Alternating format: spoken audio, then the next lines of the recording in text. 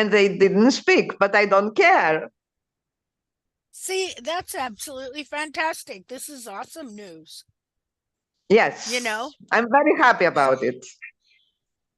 I think it's wonderful.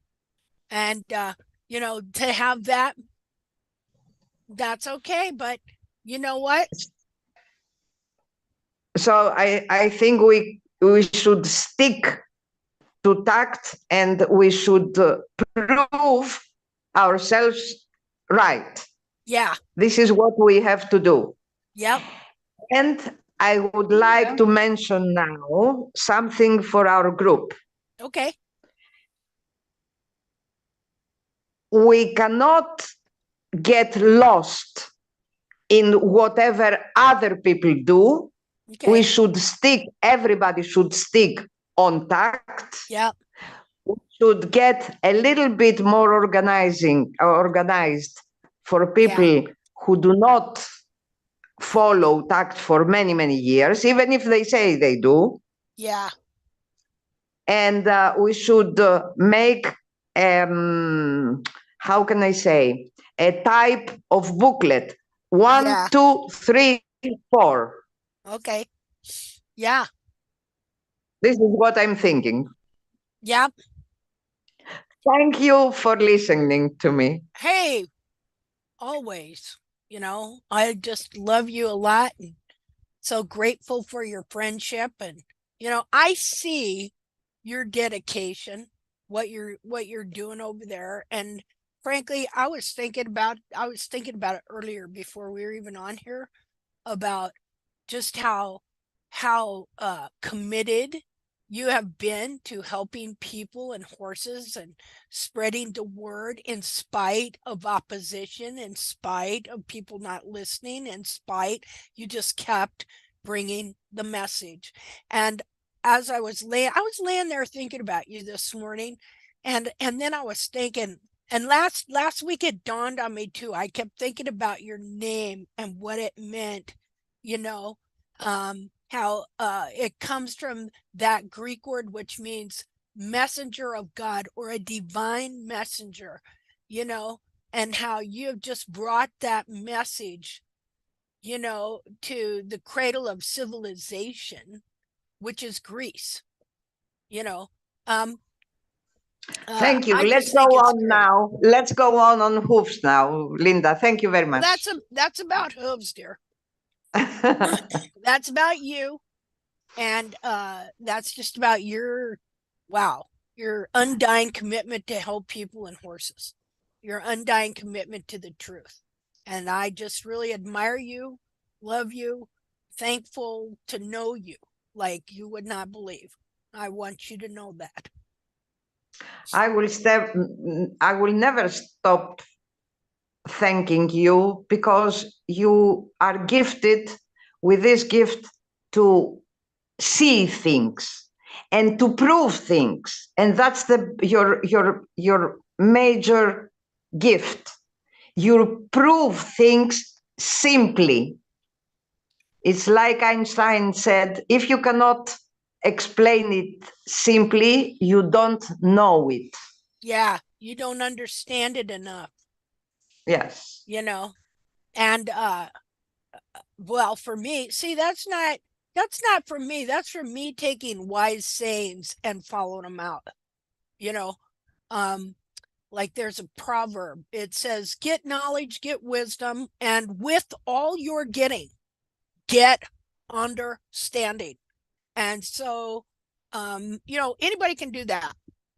Anybody can do that. If they understand the concept and they're willing to let go of wrong ideas or things that they've held dear that they believe are true, then they find out they're not true, and you let it go.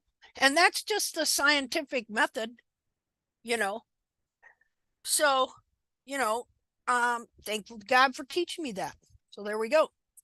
All right. Um, let's see. So you see this picture we got up here?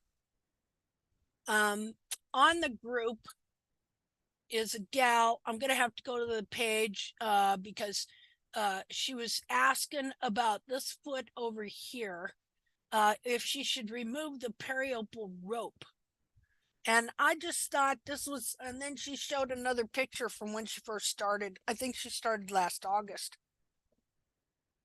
And I just thought it was really interesting. Two things that I saw. Well, first of all, I had these bigger. Let's see. I had them bigger.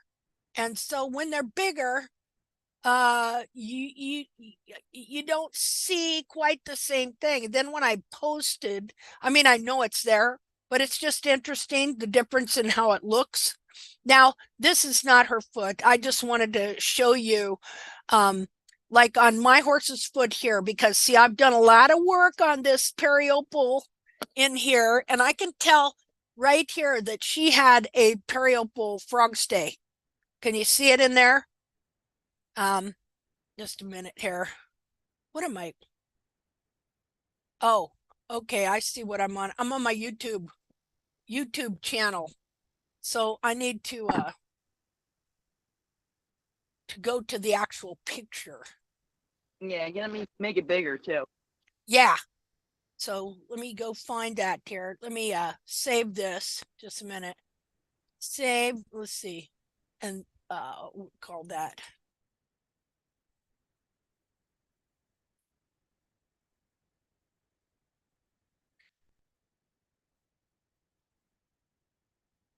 Just a minute. Oh God. Periopal and bars seem to be the things that hang most people up. Yeah. I mean, I admit it hangs me up too. I'm like, do I not? Do I leave it alone? Do I take a little off? I mean, I it's know. one of those games, like, if I take too much, I know it's gonna happen. Yeah. I'm gonna set myself back. But then if I don't take enough, am I still setting myself up for not having success? Well, see, yeah. So there's always these decisions. And the thing we have to remember is you're not going to do a perfect trim no matter what, because you're doing a corrective trim. You're robbing Peter to pay Paul, so to speak. You have to you have to do things that are undesirable and leave things that are undesirable, because you're not where you're at. You're doing things for a specific purpose, to get that foot to change and to get it to be able to grow and correct itself. Let's see. So I just had that picture. Now I'm trying to figure out what I did with it. Oh, wait. Just a second. I titled it Periopal 01. Where are you? You stupid thing. Well, I'll open this one. Let's see. New share. Okay. So so looking at this, like, I know that like, this is when she started, right over here, and you can see this. Did you look at oh, what? Somebody say something? Nothing. Okay. So I was just looking at these pictures now. One thing she's not kind of doing is, I don't think she's mapping the heels here, but she's also, I can't tell if she accidentally kind of drew the rasp back, you know what I mean, and made this heel kind of ramped a little bit. But you definitely got some different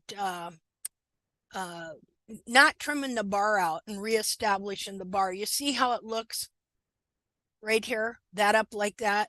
Okay, that's actually this same bar. Okay, and this here, these bulbs are pulled down. Now look how that periopal skin has covered that whole frog. And everybody thinks this is just a central sulcus. Well, it's not really. It's the cleft here between the bulbs that has been pulled in. Those bulbs have been pulled in like that, and that's your bulb cleavage. It isn't. This would not be a frog stay. This would be, see, your bulbs where that periopal skin is, it's all been wrapped in like that. And so this is actually bulb cleavage. It's not a true, it ain't no central sulcus. It's not the central sulcus of the frog. The bulbs have been wrapped in like this, and then, just like when you wear one of them push-up bras that push your boobs together, give you cleavage. That's exactly what's happened here. This bulb here has been pushed this way, and this one here, and they're pushed together. And then that periopal is drawn in there, and that's just bulb cleavage. That's all it is. And over here, now, because she's been, trimming the frog up and trying to follow tact and stuff like that, you can see over here where that periopal skin started to become disconnected and wear away. And you can see now how the bulbs are pulled in this way, like that. So I want to go and look at a picture. Let me get a picture of bulbs. I need to make me a rubber foot so I can just take the back of it and take and, push those bulbs in and show you how you get bulb cleavage, and then the periopal grows all over it to make a nice push-up bra for the bulbs. Basically. On the foot on the right, mm-hmm. the foot on the right, you can see a line on the left heel where there's just like a line of different heights of periopal. Go down, like right going across the top of the bulb. Yeah, go there and go up and around to the right and just follow that bulb. You can see like it looks like old leather. Yeah. Is that old periopal? And then what is the smoother stuff now on the bar? New periopal or what? It's probably a newer. Some of it, yeah, it's either periopal. There might be some frog there, because also what happens is it merges and meshes with that frog Correct. periopal a lot of times because it's tubules and it grows in layers. See, so it can be a combination of stuff. So if I had that frog on my horse's foot and I was trimming, I would be taking my knife where that edge starts and going down towards the frog and trying to remove that top layer across the top of the frog. Yeah. And down in the lower area in the sulcus. Would that be correct, or because it's old periopal? Yeah, you could start doing that. Once you get in here, you're going to find very thin, like here. Okay, what you're going to have is a layer of cornified frog corium in here. Maybe there's going to be bits and parts of frog, but a lot of it's going to be periopal skin. And like especially here, that's grown over the central sulcus and in the frog stay area, you can see where this periopal rope goes clear up in there. See it? Wait, what picture are you looking at? There you wait go. A minute. Because like your little hand's going up over the heel. Okay, can you see it now? There you are. Yes. Okay, so let me get this. Like I had stuff like this, and when I trimmed that off, my frog was pink. I mean, like literally, like there was no new good frog under it. Yep. I found a lot of pink spots, and I'm like, uh-oh, yeah. I don't have I've been trying to get that top layer periopal off. Yeah. So now if you look over here, it's all wrapped up in a nice tidy little package, and you don't even know this is going on, right? You think this is frog. You think it's frog, and you think that's your central sulcus, and it hasn't got contracted heels or anything, and stuff. But then you get over here and you start to see the truth. You can see why this is so deceptive. Why the feet, the foot has more versions of itself than there are what would I say, versions of the Bible. So, translations, so-called translations. So there's just a different version, but there's only one true foot. There's only one real foot going on there, even though this is all covered up. See? Scary when you start uncovering it because you see the pink coming through on the frog, Yeah. and you're like, now what did I just do? But Yeah. like you said, you don't grow healthy frog with that dead on Yeah. top of it. Yeah, or live, if It's it's live suffocating. stuff growing over it too. So we're gonna go, I'm gonna show you my horse because yeah, I have the pictures of it being pink, like what you're saying. So Oh, it's kind of scary, but at least I know I'm getting through the periopal when I see the pink. yeah, Oh wow, I'm actually through some of the periopal and I'm actually finding his real frog. well, yeah, and you're finding what you're seeing when you see pink is you're seeing the innermost layer of the frog, which is opaque. You can see through the opaque Correct. frog to the frog corium, and it isn't bloody or anything like that. What you're seeing is the color of the skin color of the, as long as you're not ripping the frog off, it doesn't bleed. And it's just amazing. It's like it has this clear, opaque layer to where you can literally see the frog corium. It amazes me. And it's the same way on the. I just figured. It's the same way on the sole. The innermost layer will be opaque, and you can look under it, and you will see pink or skin color. On a white foot anyway. I'm not sure. It's just kind of scary. It's a little sure. scary, but I'm like, well, I guess I got to get rid of it. Yeah. Maybe that's why he's a little footy right now too, because I've been going after that periopal on the frog. Yeah. He's probably a little footy from that more so than anything else. Because I've been trying to get rid of all the extra bar and all that periopal on top of the frog, not in the back, but on top of it. Yeah. From the apex back, I've been trying to start getting through the layers of all old periopal and get rid of it and let some healthy frog grow. Okay, so maybe that's too. Now I'm thinking about it. Maybe that's another reason he's footy. Okay, so I'll show you now my horse's foot. Now I was purposely. Now I need to show you, before I show you this, I actually have to show you what his foot looked like when I thought he had a good foot. So hold on here, because you have to see the contrast. Let's see. Okay.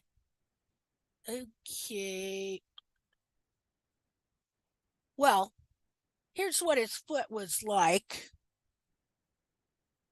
Okay. And this is when I was just starting to suspect something was up. Okay. So see, there's reasoning behind these discoveries. Okay, so this is was it 2019? When was it? Well, this isn't showing me the date. I can't remember when I did this. Can't remember. It's a couple years ago. This is the foot a couple years ago. Okay. Now, when you look at this foot here, I was really happy with what I was seeing. I mean, look at that. It's got full on sole in these heel platforms. See that? Isn't that nice? Look at that nice bar. I mean, I'm loving it. Thick, nice sole, no soft spots anywhere. Nice, what look like a great bars, everything. Okay, I mean, look at, you can even see a white line all the way around. See it? So I think I'm doing good. I got this really good foot. Okay, but by then I'm learning about the fact that we're looking above the hairline at the cartilages. Okay, so I have this really good foot, and looks like a plumb good healthy frog here. See that? But when I look at the side of the foot, this is what I'm seeing. You see that? So I know something ain't right. I don't know what yet, but I know something ain't right. And anyway, there was a series of things that happened that led me to be suspicious. All right. To be suspicious of this area between the bulbs. And so I knew the cartilage wasn't supposed to look like that. So that's when I did the experiment where I started taking this out between here like that. Wait a minute. When you say you just knew the cartilages shouldn't look like that. Mm-hmm. Okay, just for everyone to understand where that came from, how did you come to that conclusion? From looking at different wild horse feet and different dissections and okay and because okay, so this was 219. Okay, all right, now here I could see this is 22, but I did this experiment, say, about removing that periopal. Like here, I'll show you this picture. I guess it's changing as I go. Okay, so there's my foot that I told you I thought was really great. Okay, but I was learning that something was up right here. Because I learned that Bracy Clark called all this back here the frog curtain. And for years, I saw this thing right here open and close. Okay. And so I also would see my cartilage expand and contract depending on when there was a lot of moisture and when there wasn't. And so and like my cartilages would expand and I'd be, oh, that looks great, and then they would contract again and I was like, what's going on? And so I just started being suspicious about this thing right here. I could take you and show you pictures I'd taken of it for years where it had all kinds of different weird looks. Now I know the frog stay is right smack dab behind this thing, this periopal band. All right. But what I didn't know was that when these heels when you trim the heels out, when these bulbs spool in, it spools that periopal band right in there like that. And then it can't do anything but grow over the whole frog. So I did this experiment. Let's see if I can, and I kept track of everything. Like here's an example of some of the things the foot went through. The foot got bigger. The frog extended and got bigger and longer. Like here, you can see this big lump of stuff, whatever that is, in there. Say now, look at the cartilage here. This, I can't remember when that was. This would have been 2014. At the height of me trying to force his feet to look like Jamie Jackson's one dead wild horse that wore its heels out, hind foot, that they have gotten everybody to try and force on every horse, front feet, back feet, everything. Okay. And I remember when I did this trim, because I kept thinking, okay, they say it's transition and that there's just one step right around the corner, next trim. And of course your horse is not doing all that well. And you keep thinking, no, it's right around the next trim. I remember at one point I trimmed him and he was standing there and he leaned and I went to lead him away. This was the last barefoot trim I did.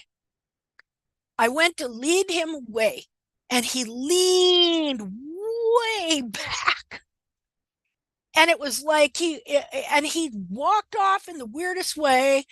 And it was as if to say, what happened? Did you cut my feet off? And that's when I gave up that barefoot trim and didn't hardly trim him for a year. Couple times, didn't take no pictures, didn't do nothing, and he did way better than when I was trimming him. And what they're not telling you is many horses are like this. Okay, they don't tell you about all the failures. You know why we know about the failures? All the boot companies. See? And it wasn't diet, you know. So anyway, so just some different things you see. Okay, look at that. Okay, this was 2011. See? I'm trimming this horse exactly to look like what Jamie Jackson, all of them teach they should be like. Okay, right here. So anyway, so just trying to find the true foot of the horse is something else. Okay, so anyway, you know, there's a whole process there, but let me okay, and again, what is going on here? As you're trimming out the heels, a horse with strong cartilage and it ain't just strong cartilage. That trim will not work for horses that do not live in a dry climate. Because you cannot keep the cartilage, the hairline down at a 30-degree angle. See, that's the image that was put in my brain. Well, I kind of had both images there, but I'm going to show you the experiment here in just a minute, which I've showed before. Where am I going here? Pictures.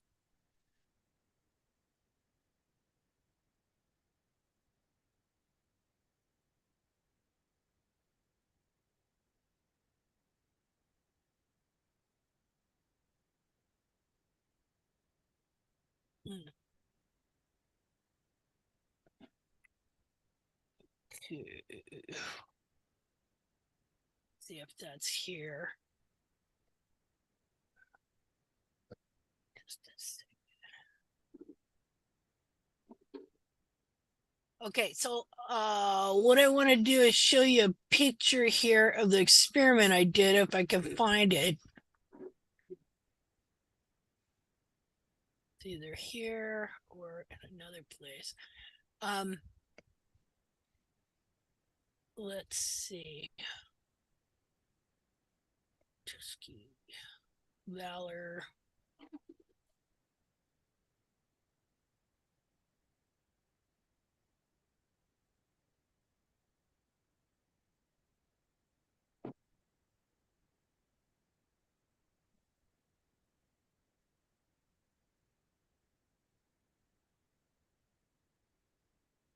Okay, come on, where are you?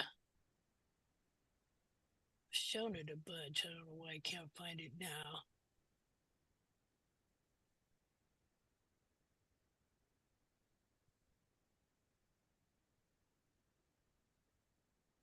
Oh, for crying out loud.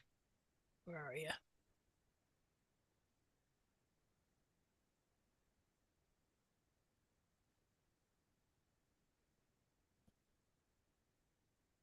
Back up here. You know, I mean, the one thing I did notice was just how the cartilages would expand and contract, expand and contract, expand and contract, depending on the weather, how wet the foot got, things like that. Oh, come on. Where are you? Get it. Maybe this is it. Well, here's one thing I can show you. Just the way the difference in the looks of the back of the foot here.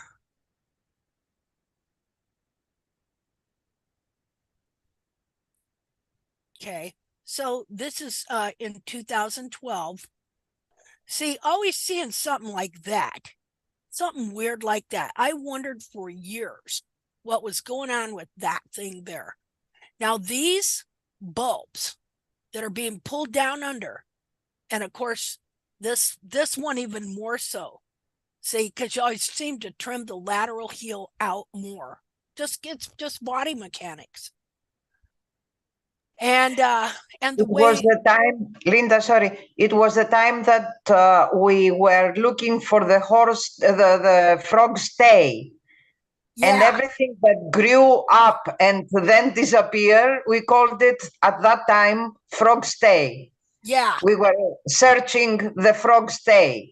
Yeah, well, we thought it was the frog stay, and it's in the place where the frog stay is, but this periopal covers over the back of the frog stay. And so when it gets sucked in like this, when the bulbs get sucked in there like that, it pushes the real frog stay out, and the area gets filled up with periopal is what happens, and you wind up with a false frog stay. Let's see here. So 2011. Does it push when you said it, the periopal grows over the real frog stay and it pushes it out? Do you mean down into the foot, or like smears it out sideways? Kind of like down, well, it covers over the frog corium. First of all, it moves the whole frog. The whole frog corium, it moves the whole thing. Okay? And so it pushes those bulbs in, okay, where the central sulcus of the frog stay is, or of the frog is, which grows the frog stay. So it takes the bulbs and it wraps them inward over that area. And then see, we'd have to look at, just a minute, let me find again. We always got to go back to the inner foot and what the inner foot looks like. Let's see. Okay. You know how it pushes the bar up into the foot when yeah. Is it doing the same thing with the frog? Yeah. So this foot here, this is now remember, the bone is right to here, right about here. This heel is all cartilage. All up into here is cartilage. Underneath there is fat. And so it's all cartilage and fat. And so here's your frog, the way it's truly shaped. And so this thing here, all of it would be called the central sulcus. Okay. Once frog grows in there, and especially back here, it becomes the frog stay. The frog stay grows from this area right here. Okay. Now the periopal skin is all along the back of here. Like so. Here, wait a minute. I'm going to do some annotating here. So you're saying the frog stay starts growing in the depths of the central sulcus? Yeah, the frog stay. Here's your frog corium that grows your frog. Okay, now this is the true foot of the horse. This is the horse real foot, and the thing that we deal with is just a shoe. See, just a self-grown shoe. And the coffin bone is, let's see here, the coffin bone is like right in here about,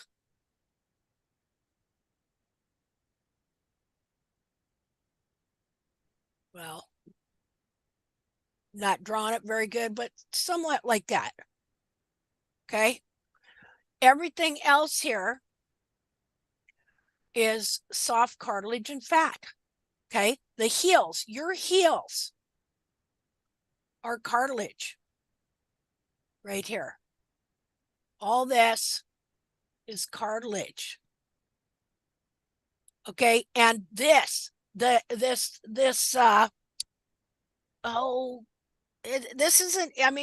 this corium, which is skin of the frog, which is here. It's about like this. I didn't grow about like so. I may not be doing that perfect. Okay, so this area right here is your central sulcus. But, okay, now when they look at it up here, they call it a central sulcus. Okay, and then back here and high up between the bulbs, it grows the frog stay, which in reality, you know, when I think about it, let me undo this here. I lost my thing. Not a very good drawer today. I want you to look at this area right here of the frog corium. Right here. This is a sulcus. Okay, this area here, this whole thing is a sulcus. In my opinion, the central sulcus is part of the frog corium. Right there. That's the frog corium. Now, this is the apex of the frog corium. And so this is the central sulcus of the frog corium. But once it grows frog and fills up, it becomes this area in here, the deepest area right here and up high between the back of the bulbs, becomes what is called the frog stay. Right in here. Let me undo this here. Why aren't you undoing? There we go. Okay, just a second. So right here is where your heel buttress grows. Right here. Right in here. This here gets literally pulled, all of this here, okay? And the heel, all of it gets wrapped around and shoved into here. Now, what happens then to this part of the frog? Well, it gets either shoved up into the foot, or it gets pushed out wide and shoved forward, or all three. You know, because when this here, all of this here starts becoming wrapped around this way, well, this stuff has to go somewhere, right? You know, because this is now pushing all this into different directions. And the foot, a lot of times the foot bends in the center. So this would be pushed up into the foot and it'll make it look like it's arched. You'll see a bent frog. Literally, you see the frog bent up in the foot. Sometimes, and the horse will actually have some depth of frog and periopal. So this periopal skin, which is only supposed to grow back here and cover up the frog that is growing here, okay? Okay, as all of this comes around, this periopal skin, this corium gets pulled into here, where your frog stay is supposed to be. And it can eventually strips out the frog and it can grow over this whole area and fill it up. And all of this together can look, it presents a faux foot, a false foot. And so this, you know, anything on this foot, like if you have bar over here, like here's your bar, okay? Here's your bar. If your bar grows up and grows over the sole, here, the sole will stop growing, just like grass. If this periopal and the bulbs get rolled into here, and starts covering up the frog stay, displaces it, you know, it's moving all this skin. All of this is very movable. And Linda, what? is this the reason why many horses has this super small frog, and they seem very narrow and very concave? Yeah, that is the reason. It is all sucked in. Yeah. So the hoof becomes very tall with a short frog, and you say, I have concavity on my horse, but the reality is that you cannot have this short frog and all the back of the hoof rolled in. Yeah, right. But you saw on my horse how it just, and on this other horse we're using for an example, how it just, that periople just covers it over into a nice tidy little package. You don't even know it's there. You know, wraps it all up into a nice package and binds the foot there. And finally, you don't have any central sulcus because it's only a small line on the back of the hoof. Yeah. You have, like, a lot of times you'll just see a crack there, and they think it's thrush, but it's not. Not that you can't get thrush in there, but it's not thrush. It is, this is foot distortion. Now you could call it hoof capsule distortion, but when you're looking at the frog, you're looking at the foot. You know, when you're looking at the capsule, you're not as much looking at the foot itself, but the frog and the cartilages and the bulbs show you more about what's going on with the actual foot itself. And so then when all of this bends, well, what happens to this bar? You know, when all this is bent around and shortened up, like so, what happens to this bar? Well, it bends down into the foot like that. But the thing about it is, as the foot is being trimmed, all this is taking place, but the foot is being trimmed as if it's really not taking place. And so the trimmer actually helps trim the foot into this false version without it even knowing what's going on. Yeah, let's see here. Let me undo this. Okay, so here would normally be a bar, you know, right there. But what happens is, eventually what happens is all this gets curled in and around to where then you have your heel actually here. Your bar is pushed up into the foot. This here is curved around and pushed up into the foot, but you keep trimming it like it's normal, and you wind up with something like that looks like this, you know, like your bar kind of, you wind up with this. Here's your, all of this here is curled up into the foot, but you wind up looking with something that looks like a bar, but it's not the real bar.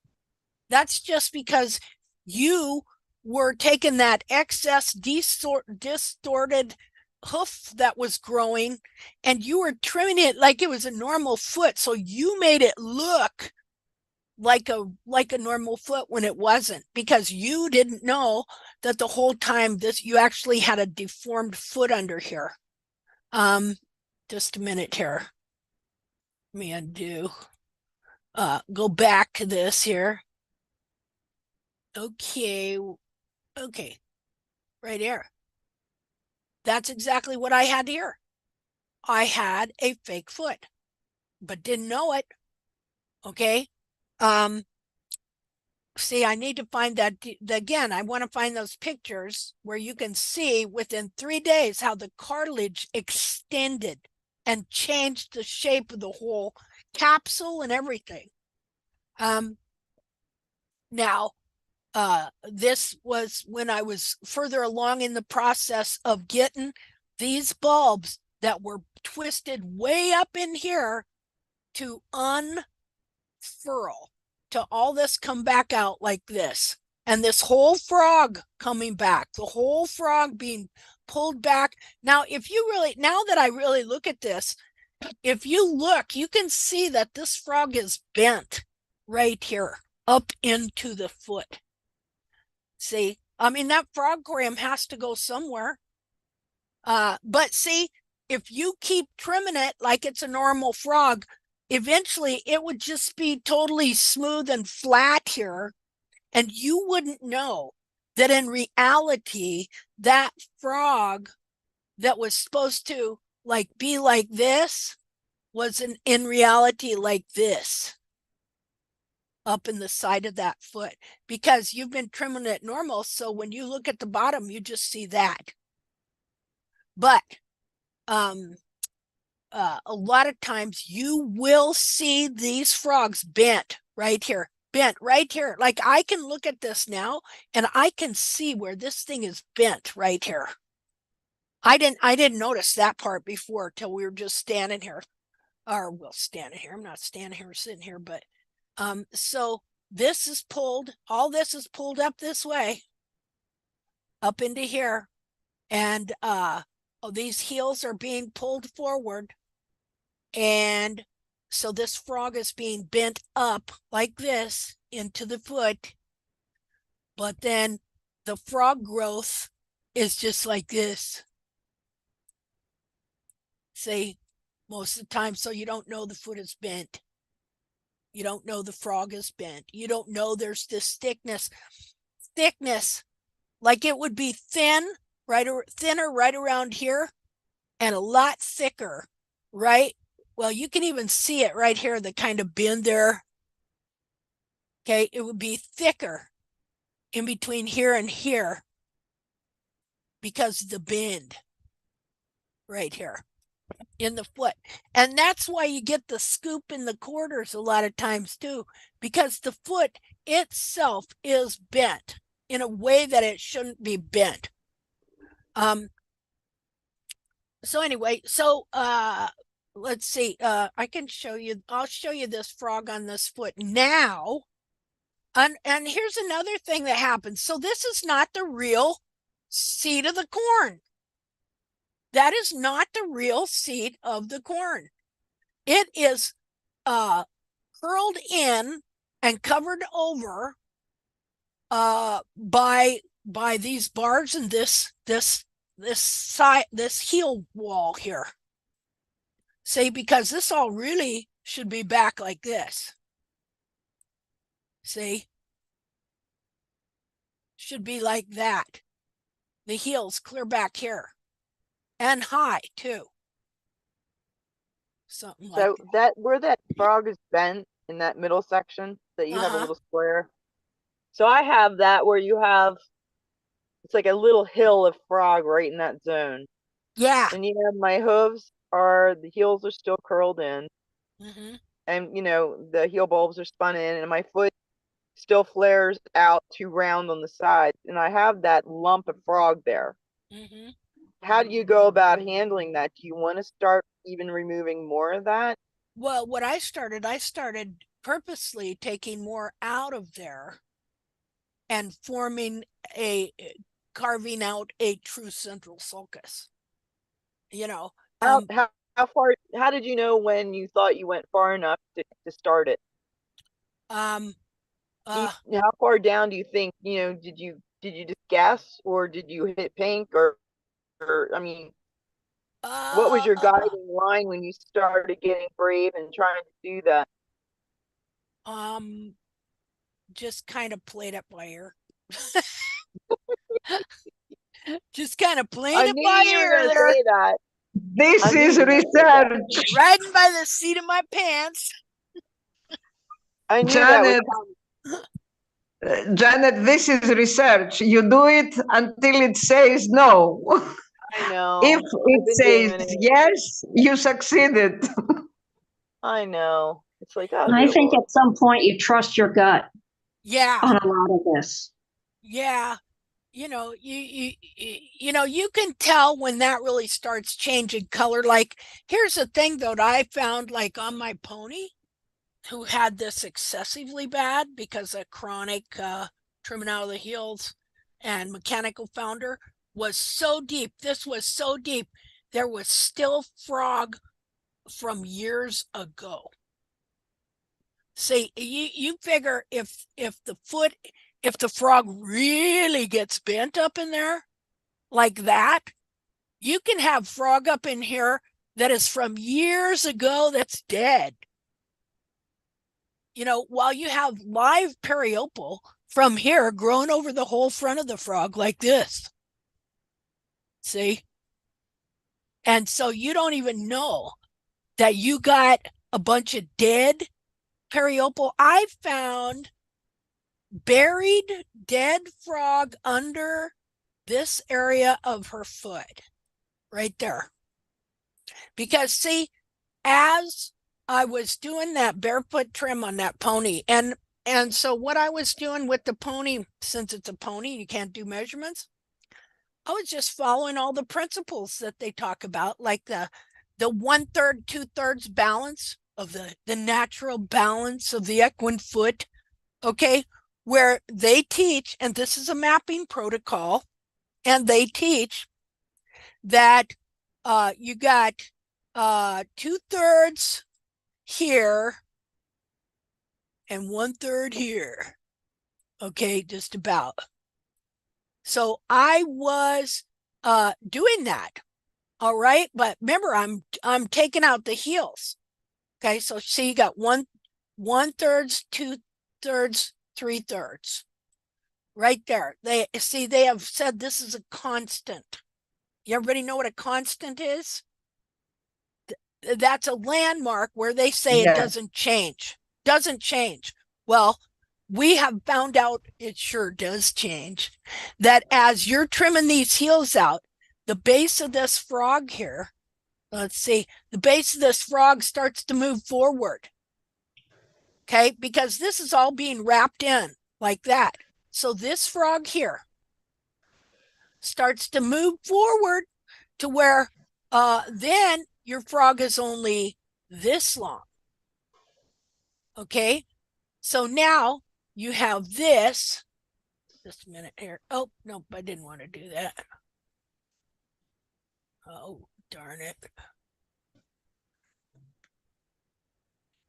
So then you wind up slowly. The base of your frog has moved up to here.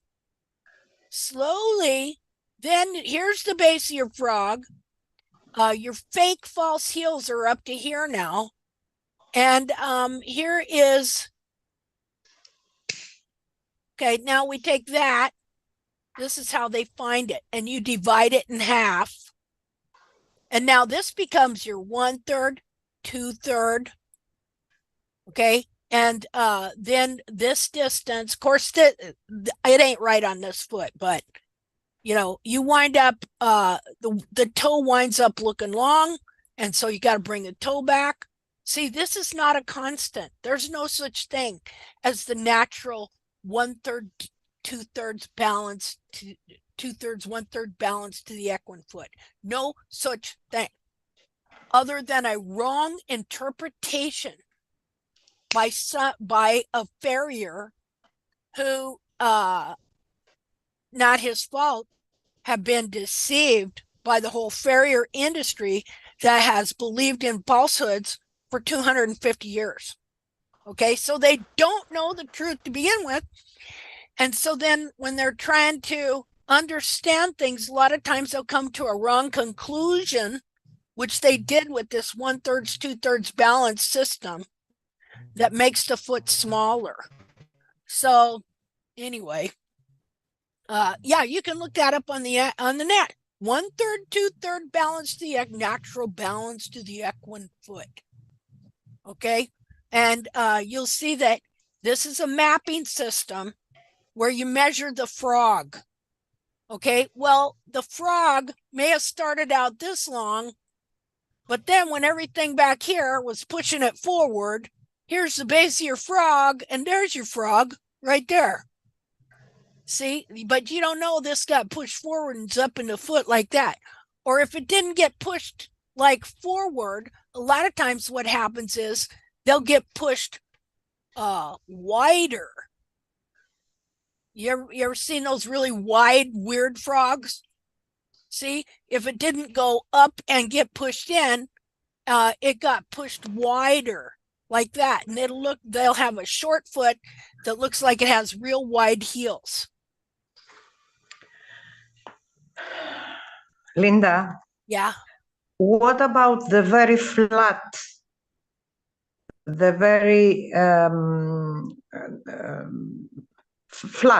frogs and no soul?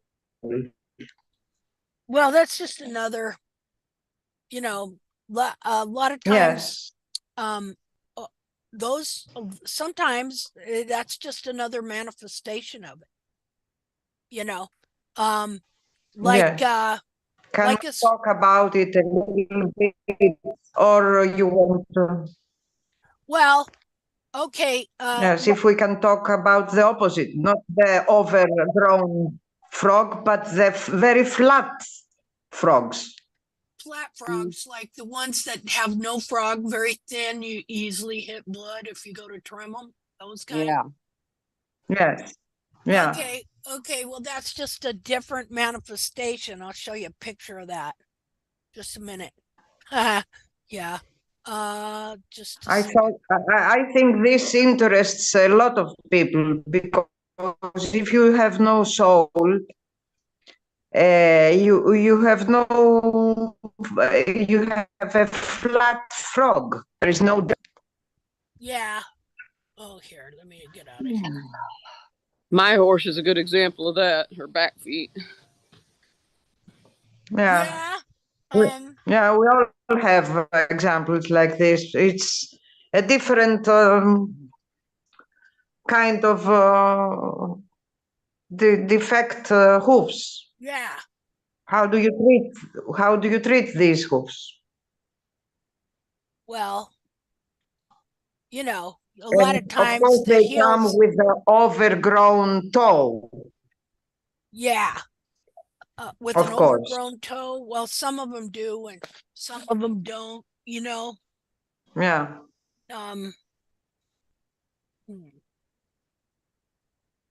Oh, just a minute. I'm looking for something. H. By the time they get fuller, but it takes long, and we should know something about these cases.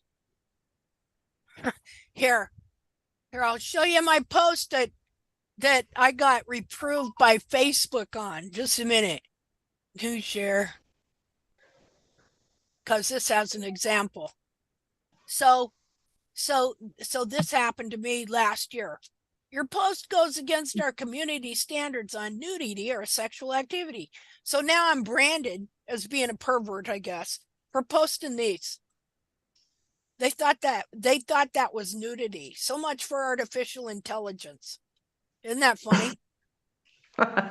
Okay, you can disagree with the decision if you think we're wrong. Yeah, well, whatever. Okay, so I don't know how good you can see these, but here's an example of thin sole and thin frog is on these. But I'm gonna find the I'm gonna find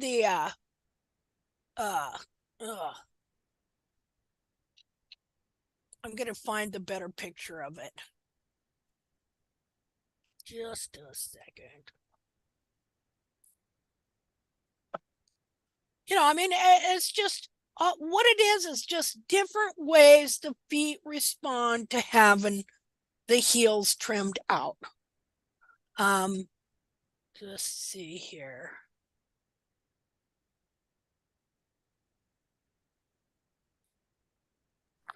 The pictures I sent you a while back of my horse, her back feet show exactly. And we just had to start carving her frog and just carving away at it. And okay. Yeah, that's what I had to do to mine. See, the same thing was with my horse. I didn't mess with the back feet. as much as the front. And I never trimmed the frogs.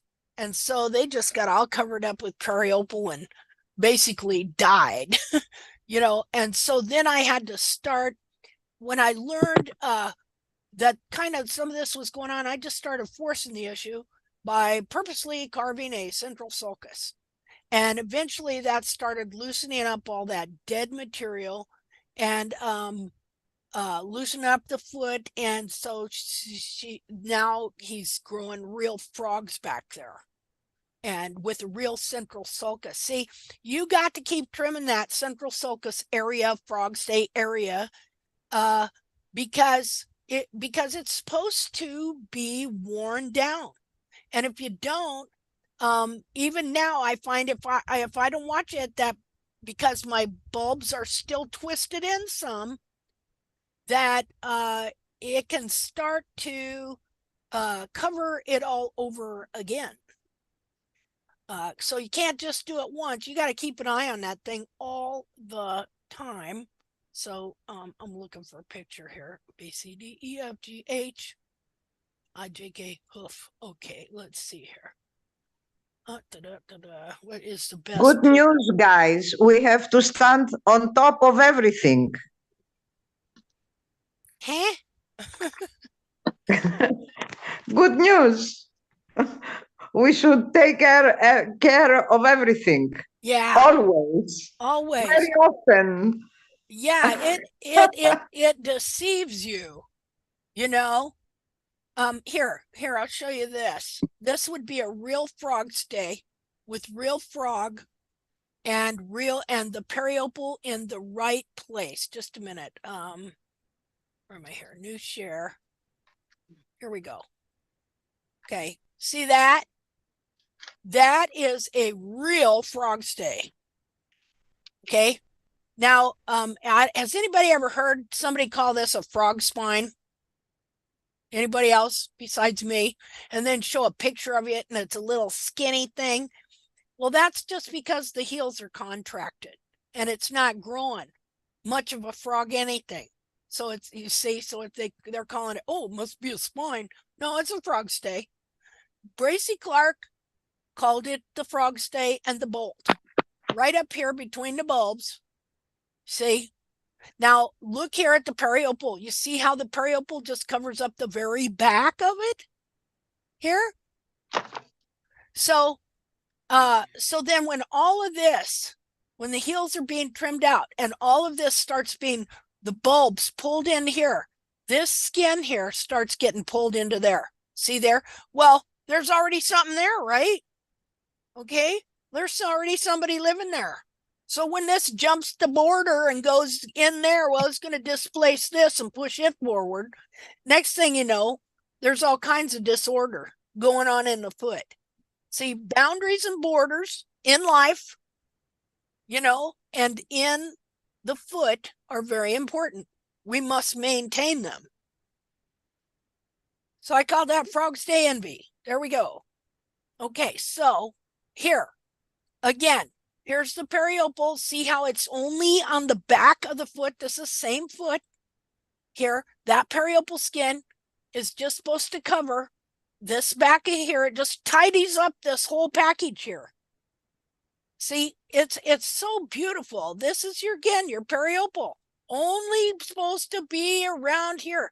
But when these heels are trimmed out, when it starts to, like if you look here, okay, these bulbs, if this foot was sitting in here, you see these bulbs are up off the ground. Here on this foot, which is a different foot, the heels trimmed out, bulbs pulled down to the ground and under. All this here being pulled down and forced forward. What I showed was how this capsule would fit so nicely on this foot, lifting it up off the ground. See, and look, that's how much distance. These are 2 hoof knives, the back of 2 hoof knives I set this foot on. And that's how high this is supposed to be up off the ground. And so then you consider your frog stay that grows in here. Okay, Your frog only comes to about here because your frog has to have room to look at the way this is shaped here. What is that shaped to do? That is shaped to extend down, to be pressed down, while at the same time, because it's an arch, it is pushing up.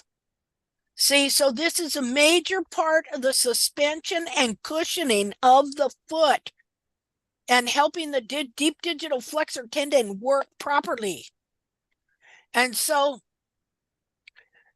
what happens? So you see this here, okay? See this here? As this heel gets trimmed out and this bulb gets pulled down to the ground, then it starts wrapping the foot, and the circumference of the foot starts getting smaller. And this starts being wrapped and all the anatomy pulled into here, and it can displace this frog stay.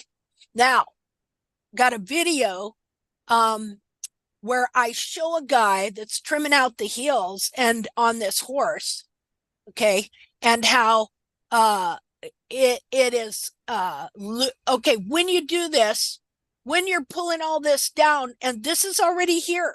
This horse originally had a really good frog and frog stay. But what is happening here, that's good English. What's happening here is all this is being pulled down into the foot and displacing this, stripping it out of the foot. Well, that can cause wounding. It can cause, okay, so you know that, has anybody ever seen milky white stuff come out of a frog? Yeah. Okay. Just the other day when my farrier came and trimmed my one horse's Sky, her back foot that's all flat like that. You should have seen the milky white stuff that came out, and it was like a big pocket. Yeah. So that is caused by this type of deal, because there's pressure on that frog, and so it's emitting this stuff. Now, I don't know why it emits it or exactly what it is, but I know that it is a response to this hoof distortion. See? So anyway, so what we're doing is we're totally unwrapping that foot, getting it so the whole frog will pull back into place. The frog corium. This is why we have to trim the frog. But if a foot is super bound, doesn't have any heel at all, you know, like this foot here, I would just not go in here and start taking all this out, because this foot here has nothing for the foot to the capsule is so trimmed out, there's nothing for the foot to release into. So what you have to do is you have to gradually grow the heels and the sidewall and the capsule back in, which will start to reverse the process and bring the foot back and bring the frog back and straighten everything out and lift the back of the foot up so that there's something for it to be in. It's still got a shoe. You have to regrow that shoe back onto the foot. And at the same time you're doing that, you got to deal with the distortion it caused in the front of the foot. Because when you trim these heels out and pull this all back down to the ground like this, it sets all these horn tubules on a lower angle to where they are forced forward. And you always have this deal here. I'm going to show you what, just a second, if I can find, okay. Here is a foot being trimmed by a very famous trimmer, all right, where she has gradually trimmed the heels out of this horse to give it this look. Just a minute, I'll give it to you here. Let me show you the, wait, let me get it on here. Ta-da! Here we go. This horse had at one point a super good foot. He had really nice cartilages and nice heels, but they're gradually trimming his heels out. And as they do so, see, I'll show you this picture, and I'll show you where they're going with the foot. See, just a minute here. This is where they're going, right here. See, got to get that 30-degree hairline, and see how the heel's being pulled under and stuff. Okay, let's go back to the first one because I want to show you something. Where are we here? Right here. So as they're trimming the heels out, okay, and I'll show you how they're trimming the heels out here in a minute. I want you to look at something here. Let me get it annotate. Okay, so what I'm talking about is the front part of the foot. As we are growing the heels back, we have to deal with the distortion that was caused in the front of the foot. And just a minute here. Okay, so you see this horn tubule right here? Just a minute here. Undo, make that thinner. Okay. Okay, so this horn tubule that was originally right here. Okay, and the heel would have been right up here. See there? Originally, this foot would be like this. Right here. So this horn tubule in alignment, remember, the horn tubule starts growing. They have to be in alignment. Like, so of course, now there are many, many more than what I'm putting here. Okay. The very longest is in the very center of the dorsal wall, which grows right here. And then they gradually get shorter as they come back to the heel. But they're always going to be at least in proportion. The heel will be at least 2/3. Not to use that. I'm not trying to put a deal on this. Okay, like the 1/3, 2/3 balance. I just noticed, okay, that in these capsules, the heel will generally be there'll be this rectangular area here, and when the growth rings are right, the growth rings will follow it right like this. See, down. And so this was, or should have been, the original foot, might even been a little higher, might even been up to here, like so. See? But, so what happens?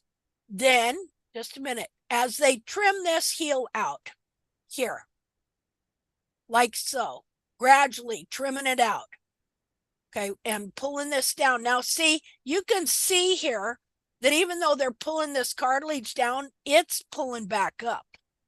And as it pulls back up, what's it going to do? It's going to take the wall, the heel they've trimmed out here, it's going to gradually pull it around behind so it can prop itself up back here. But they're going to keep trimming the heel out to try and pull this cartilage down. And like I said, if you're in a dry climate, it stays down a lot easier. If you're in a wet climate, what happens is the cartilage in the heel, the periopal skin will loosen, because see, the periopal skin can bind this foot down here. See, they trimmed this heel out so much. Just a minute here. Let me undo this. Okay, they trimmed this heel out so much. This right here, just a minute. Oh, now this thing ain't working on me. Let me get a pin. So you see this ridge here? Okay, so they had trimmed this heel out, and so this cartilage right here was pulled down to here. Then, because of moisture, the periopal gave here, and the cartilage raised up to here. Because these strong cartilage, they don't want to be down there. They weren't anatomically meant to be down there. Okay, I'll show you a picture in a minute of how they trim that causes this. Okay, so the foot keeps trying to raise up. As it does so, okay, it is not only raising up like this, but this little bit of wall here, every single time it's going to wrap it around behind it here. And so the bulbs, everything are getting wrapped around behind the foot here, like so. So it's not just a matter of cartilage like being bent down like this. It's at the same time that it is being bent down like this, from behind, it's being pulled in like this. So bent down like this, but also it's being pulled in like that. And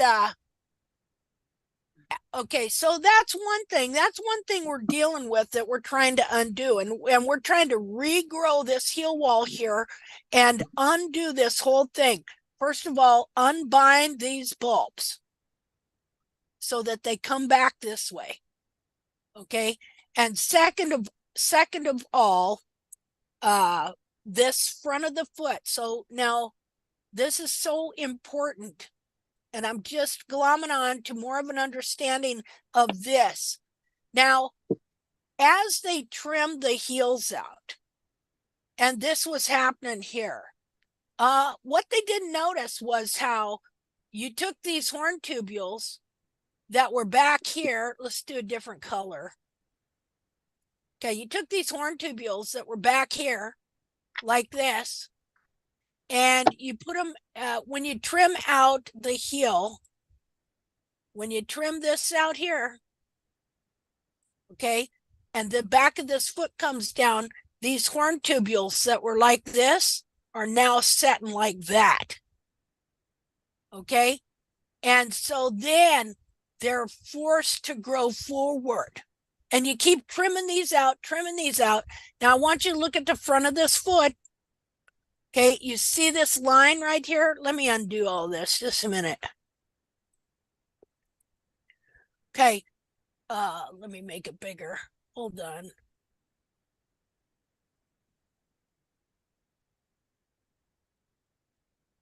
Okay, you see the horn tubules here? Okay, let me get the annotate back. Okay. Okay, see that horn tubule goes clear up here and clear down there. Now, what happened was, as they were, and it didn't take long, as they kept trying to make this a barefoot horse, all right, and what was happening was these horn tubules that were originally like this, and all of them in alignment, okay, like so, gradually they kept putting it at a different angle, and it grew over to here, so that now you have this chunk of hoof wall in the capsule that is like this. See how big it is right here, all of this. And that is supposed to be, while you're taking capsule wall out here, all right, you're taking capsule wall out here, it's adding into itself over here. And of course, it's going to push this toe forward too, as well. And so, let me get a different color here. So now this piece of wall in here is supposed to be, the size it's supposed to be is right here.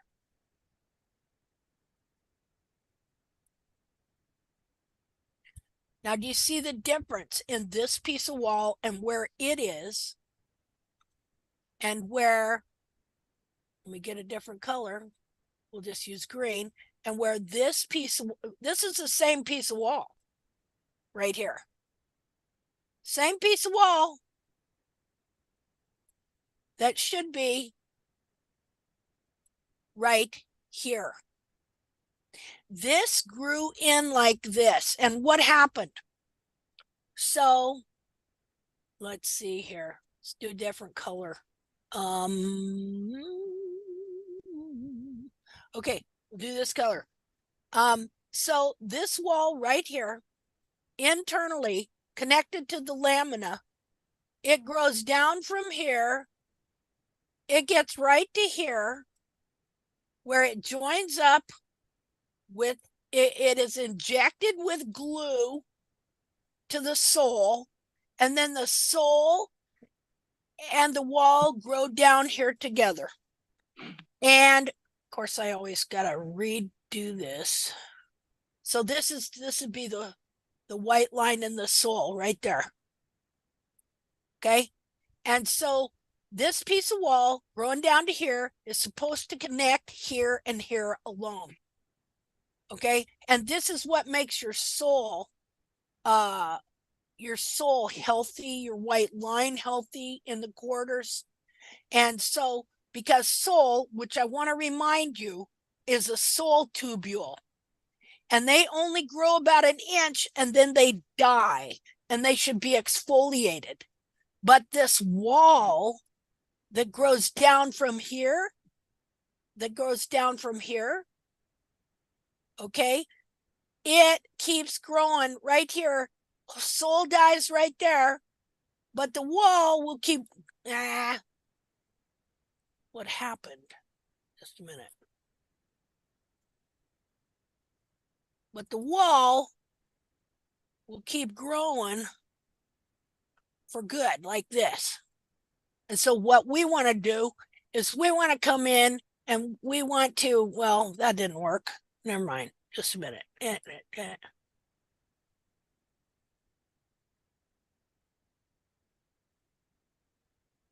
Okay, let me put that wall in there again, connected with the sole right there. Okay, right here, the sole dies, the wall keeps growing. So then we come in there and we trim off the wall right there. I'm just putting that on there to kind of, so that it's level with sole again, supporting the sole.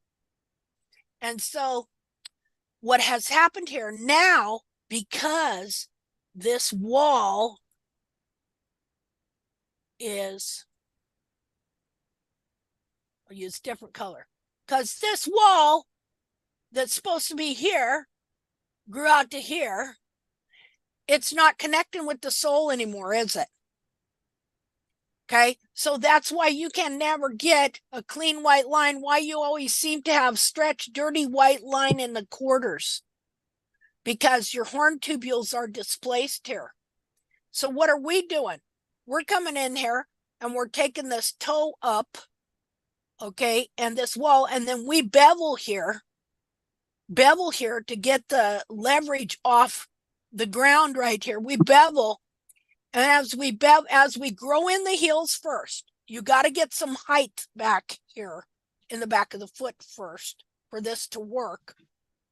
But as you get some height in the back, and then you wind up beveling here, what happens is everything in this foot is pulling on these tubules. They want them to come back that way.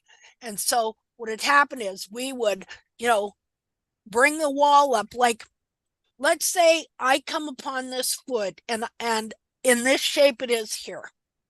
What I'm going to do is I'm going to start, let me get a different color here. I'm going to start growing this heel here right into here. I'm going to start growing this because I want to add all the capsule back into the foot here. I want to add capsule back into this part of the foot up in here to support and lift up the whole back of the foot. So first I'm going to want to get some height here before I go messing around too much with this up here.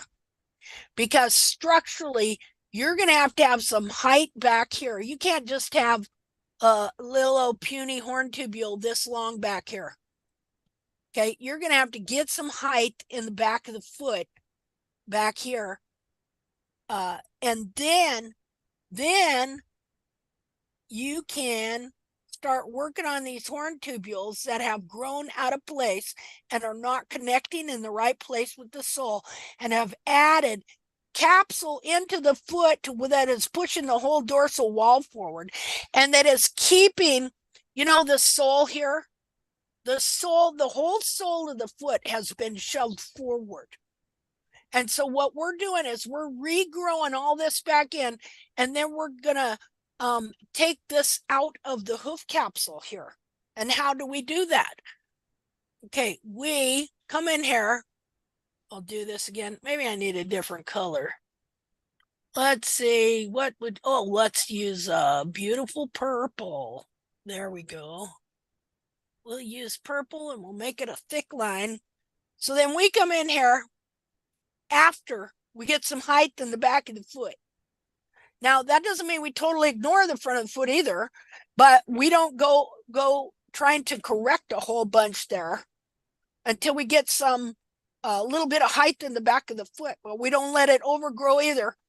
But once we get a little bit of height, then we can come in here. We can take the toe up. See, like first, what I would do is I would come in here and I would see if there's any height I can take off of this. Like from about, where am I at here? You got to learn how to take this out of these feet. Even if you're going into the sole just a little bit, or, you know, at least up to the sole, to live sole plane. Just taking, you see this wedge shape here? Okay, you have to learn how to level and take off foot. Now you're growing this whole area in here, back here. You're growing this in, back here, adding capsule wall here, but you're going to endeavor to start trying also, once you get a little height, to straighten this part of the capsule out. And this section of capsule here, you have to get capsule out of it, and you have to get these horn tubules here to come back into alignment where they grow down, connect with the sole where they were meant to, and then support the sole and grow down to the get round together. And then you have a clean white line. You'll be able to rasp a flat foot with no scoop in the quarter and see a clean white line. And so you come in here, if you can, you need to take down a level plane, but it's a wedge shape. Less here, more as you get towards the toe, if you can. And then once I got it there, say I was able to take off that much. Maybe I'm only able to take off this much, but then I would bevel. That would raise that up here.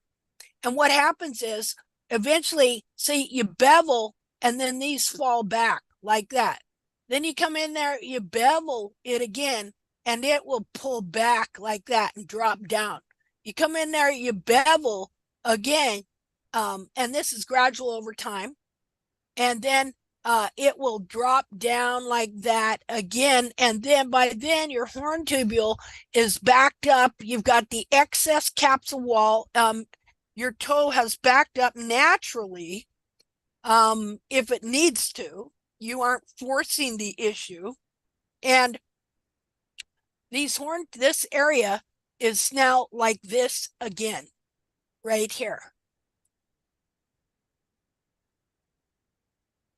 So besides understanding that you have to allow this part of the wall, let's see, this part of the wall from here to here about, okay, because here's your heel.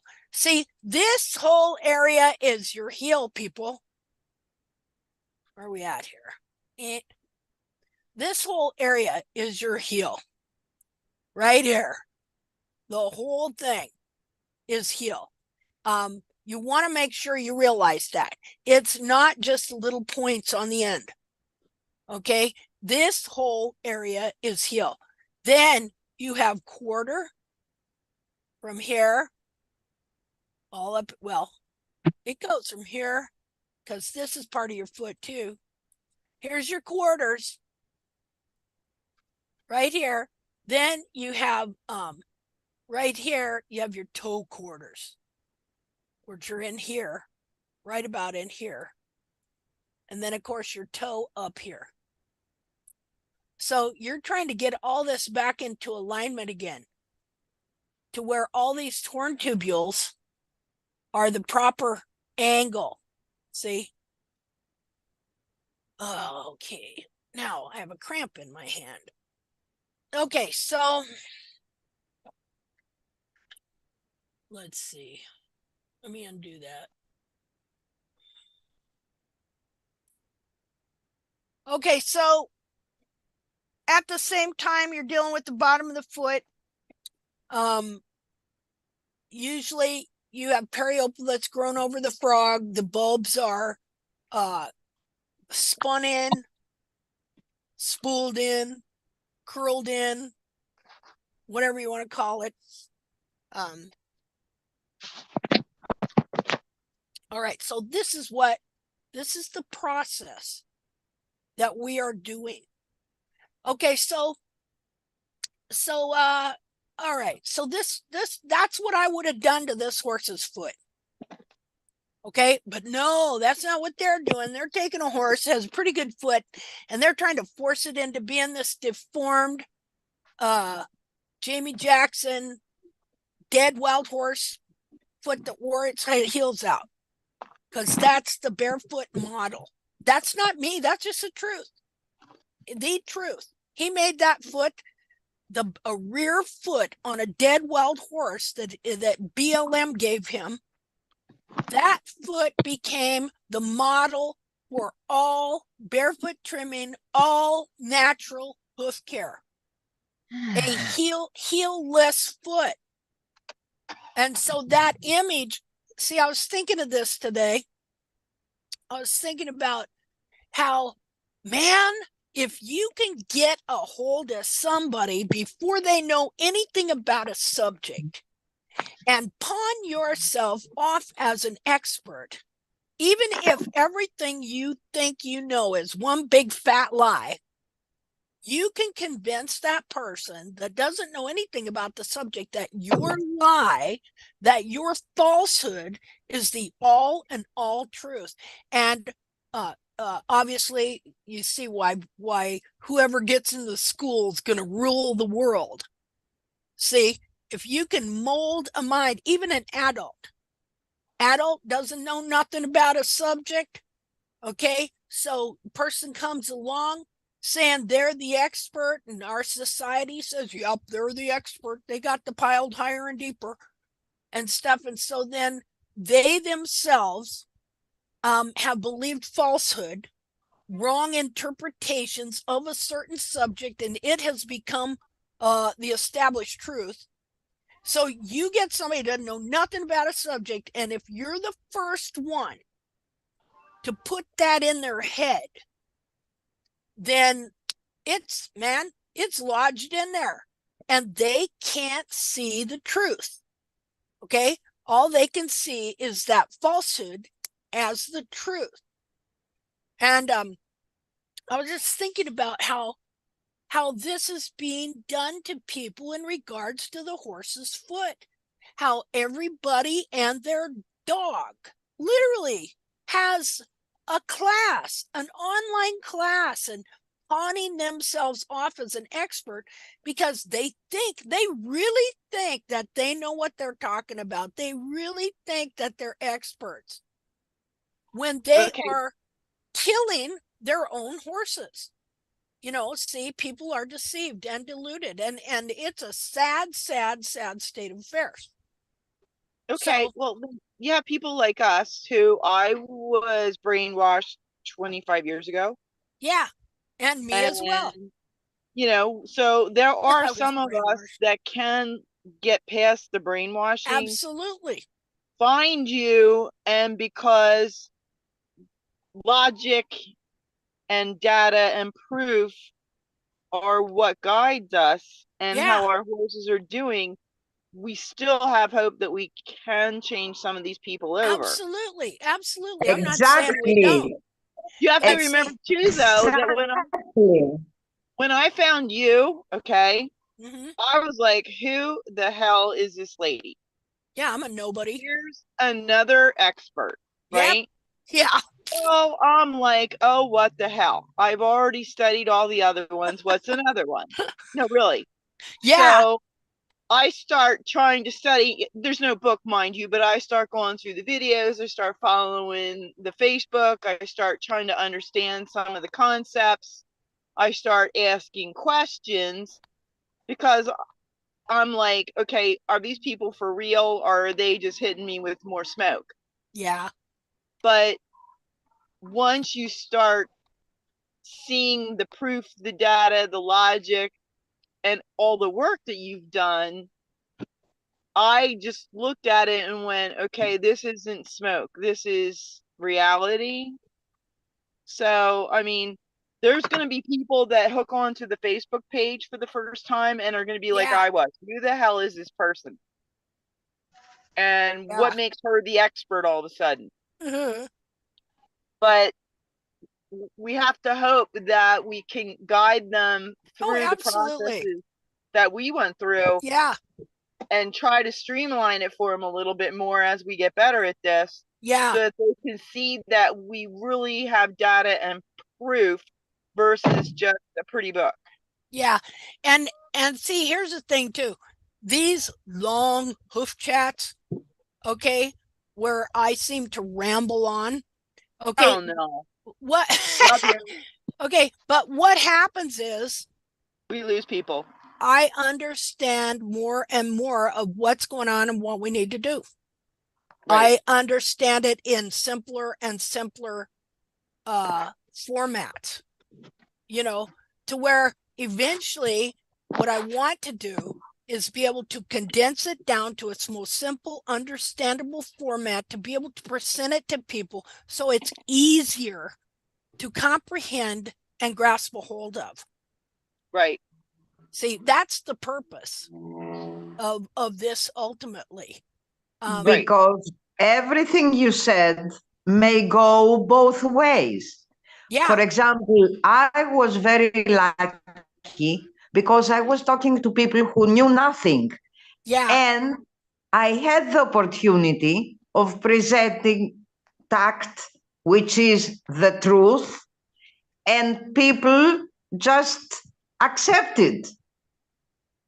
Yeah. How Not great is that? at the beginning, but when you have proofs and it is simple to understand, you have a chance. Yeah.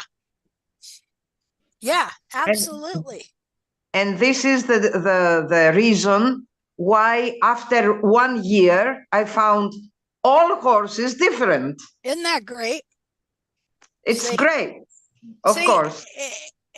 Yeah, see, so we will prevail in the end. Truth always prevails in the end. It's like the story of Ignaz Semmelweis, you know. Now, does anybody remember who Ignaz Semmelweis is? No, I don't. Okay. That's the guy back in the 50s, I believe it was, that figured out that women were dying of childbed fever because the doctors were going across the street and dissecting cadavers and then coming over and doing pelvic exams and delivering babies, and women were getting this germ from it, which they wound up calling, they had a fancy name for it, but they called it childbed fever.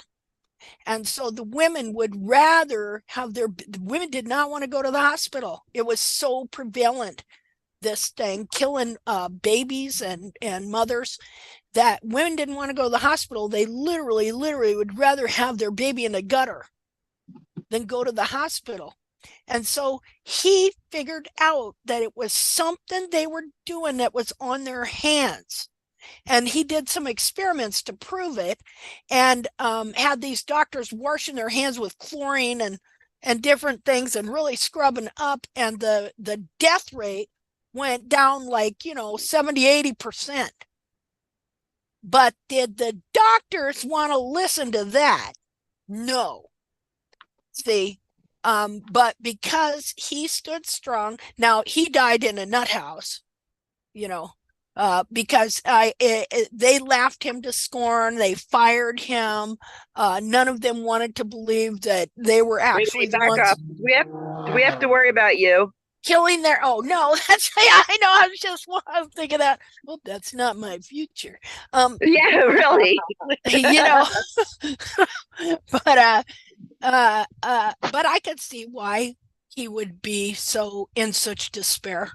I mean, it's one thing to know that horses are suffering so needlessly, but to know that women, mothers, wives are dying needlessly because of the ignorance of foolish men, and that you have proven it, that and they won't listen to you, and they just blackball you, and they just I could see why that drove him a little insane. Well, think about it. That those were women were dying, etc. Our group of people that are in the same boat, kind of, but not nearly as bad, are the people that have the lame horses. Yeah. That have figured out that they're paying and paying and paying, and it's getting worse and worse and worse. Yeah. So it's kind of like the mirror of the women dying, that they don't want to go to the hospital. You've got people who don't want their farriers to touch their horses, and now they're screwed. Yeah. So those are the people we're going to get first, are the ones that we can take these poor horses, get them at least out of pain to the point where they're functional again. Yeah. And that's going to be the people that we win over first. Yeah. It's the horse owner. Yeah. I feel for people who are having to learn how to trim, because there's some real learning humps to come over, as far as using tools, and this is not easy at all. The commitment of the people is amazing to me. It's just a wonderful thing. And in the end, see, you're not just doing it for yourself and your horse. In the end, everybody that's doing this is adding to the database, the knowledge base that we have, and showing the proofs of how all this is taking place. Because see, I see the same patterns on other people's horses that were going on with mine, which is what we started this hoof chat out as. So I want to show you the next picture of this horse's foot. Now you can see, if you look over on this foot now, okay, that's the wrong foot. Just a minute. Let me go to that other foot again for a second. And just so you know, if we think it's really getting bad, we can just reserve a wing somewhere at a really nice nut house. There we go. Thank you. I'll start stopping now. Okay, so here's this foot that's being gradually deformed. I want you to see how the bulbs and the cartilages are up off the ground here. Okay. And so you see this foot, you see that foot. Now in this other foot, we're going to see the same, but it's a number of trims later. Okay. New share. Same foot. Okay. Now, here's the thing. You know how I was showing you how there is disconnection. Just a minute. Let me go back there again. Hold on. Okay, see this area here? Okay, see how this horn tubule here should be connected here. So you know that there's disconnection here. If we had a soul shot, you would see a stretch white line, no connection here. You might find some connection if you really put a scoop in the foot here, because the foot is also being bent at the same time, because it's being forced down this way. At this point, it's not one to take it, see? But when you get to this other one, right here. Okay, by the time you get here, they've started shortening the toe that was pushing clear out here. But you know what? Look at this horn tubule. It's in the same spot. Let me see. Annotate. The horn tubule is in the same spot. Watch. This here is still here.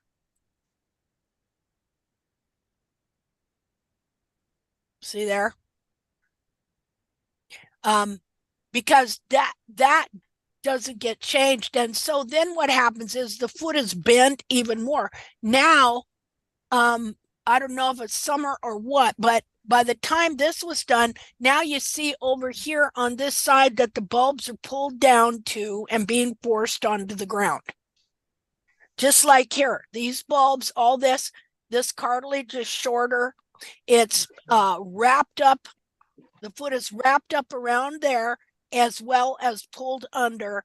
And so you're going to have, it probably has some concavity, false concavity. See, this is the same area of the foot that we saw on the foot before, had that kind of discoloration, but you see how that chunk is broke out? So how do they do this over time? You know, well, I got a picture of that too that shows how that's done. Just a second here. Let me undo this. Linda, Yeah. this is the area we usually get the cracks. Yeah. Yeah, exactly. We all had the crack in this area. Yeah. Now, see, got to remember here, I did the same thing. All right. I did the very same thing. This is why I know it happens, because I did it to my horse. All right. So what I'm going to show you, the way the foot is being trimmed, I did the same thing, except I thank God, okay, that this ramp in the heels, slipper in the heels, hadn't become a thing yet. I quit before that became a thing, or I'd have been trying that too. Okay. So all I did was just take the heels way down and way back to the base of the frog. And that is what does all this. And then, of course, too, I knew how to take the toe back. And so I did that as well. So I did all of this to deform these feet in this fashion. That's the only reason I know that's what's going on. That's what's happening. Let's see here. Oh, now I just lost something. So on the one hand, while I'm explaining that this is not the thing to do, on the other hand, this is exactly what I did. I got from I started in 2005, but I only have videos from 2007 on to 2000 into 2015. I did, so over 10-11 years, I did the very things that do this to these feet. All right. If I would have done this exact same thing to this horse that is being done here, same thing, because I did it to my horse and I did it to several others as well. So anyway, just so you know, let me see if I can find, I may not be able to find, just a second here. Put that there for a second, see if I can find a picture. And if you go on my older videos, you see me doing the exact same thing. So let's see, annotate. So the part I want to stress today is how you are growing the back of, you are reversing the process of how this takes place and why. We want to know why it takes place, how it takes place, and then we are just reverse engineering it. See? Oh, where am I at here? Clear all drawing. There we go. I got it. Somebody's getting in a car. Is that you, Janet? How's your dog? I was on mute. Oh, okay. Not me. Sitting in the parking lot, but I'm on mute talking. Okay. Okay, here's a picture of how this is done.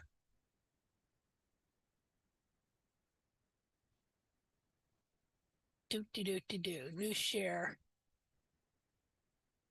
Okay. Do you see that picture? Now, see what they do now is new in that guess what they're doing too? They're taking off the periopal. They don't know it's periopal. They're taking off the periopal in the base of the frog. They're removing it. You see how that's removed right there? And then look at how you bring back the heels. Bringing back the heels to the very base of the frog so that you're setting the horse down. Now, what I want you to look at is I want you to see how these bulbs are being pulled in like this. See that? And so what's that doing? That's creating a false concavity, which they got here, but it's also pushing the toe forward. And you can see how there's white line separation going on all around here. So I just wanted to show you that. Do you see how low those heels are being brought back here? Clear down to the bulb.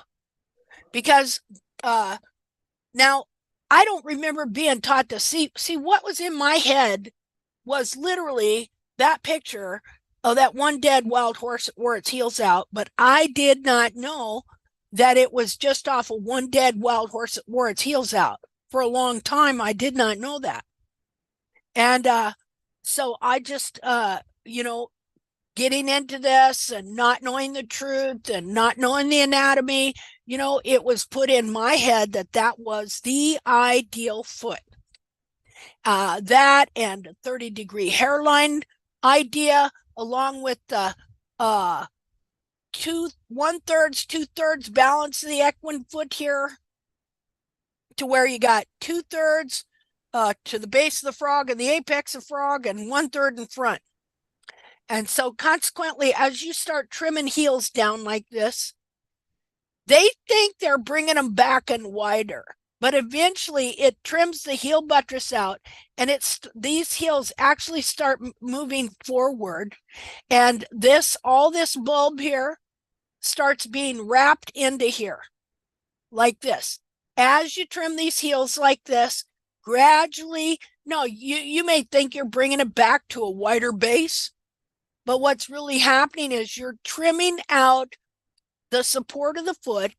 The foot itself wants to stand up, and as that foot is pulling up, it is literally pulling these heels around in like this, as well as wrapping the bulbs around and into the area where the central sulcus of the frog should be. But that has to move the frog, which that bends it up into the foot. And a lot of times it'll also push the apex of the frog forward. It lowers the horn tubules in the back of the foot, pushes them all forward. See, no longer are they proportional. So, proportional was, okay, like, that ain't right. Wait a minute. Proportional hoof is like this.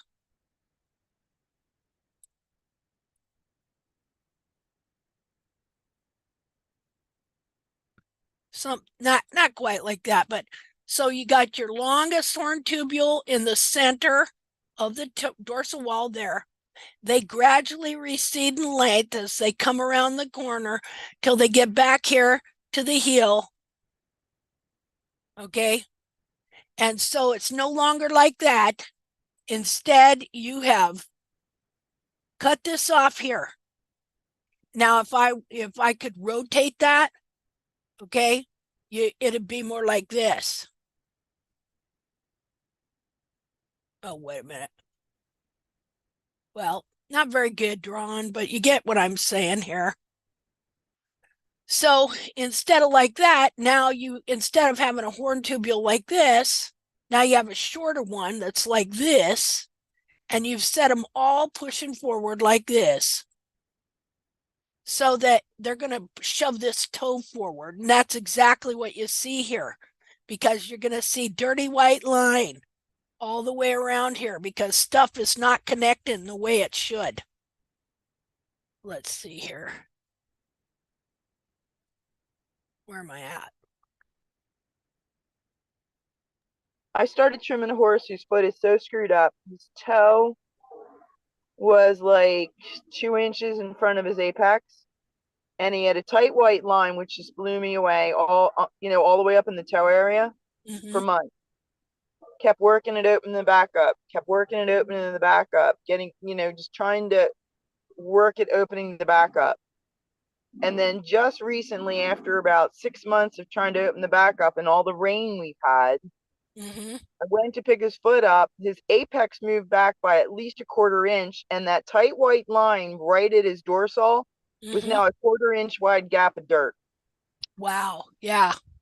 Scared the crap out of me. Oh, I bet. Yeah. And they're like, now what do we do? And I'm like, I'm not sure. Yeah, because everything shifts, because all this gets shoved forward. Right. And then all of a sudden, with the rain and the work we've been doing, and I didn't see any change for the longest time in the dorsal area, it had a tight white line. Yeah. And I wasn't, and it was only, this is a almost 17 hand horse with a barely 3-inch dorsal wall. Gee. Yeah. Barely. So I never touched the toe, just left it alone. Yep. Okay. And just kept working at the back, working at the back, working at the back. And then all of a sudden, like I said, the frog apex moved back a 1/4 inch. It's all like reddish up there now where the sole is real thin. Yep.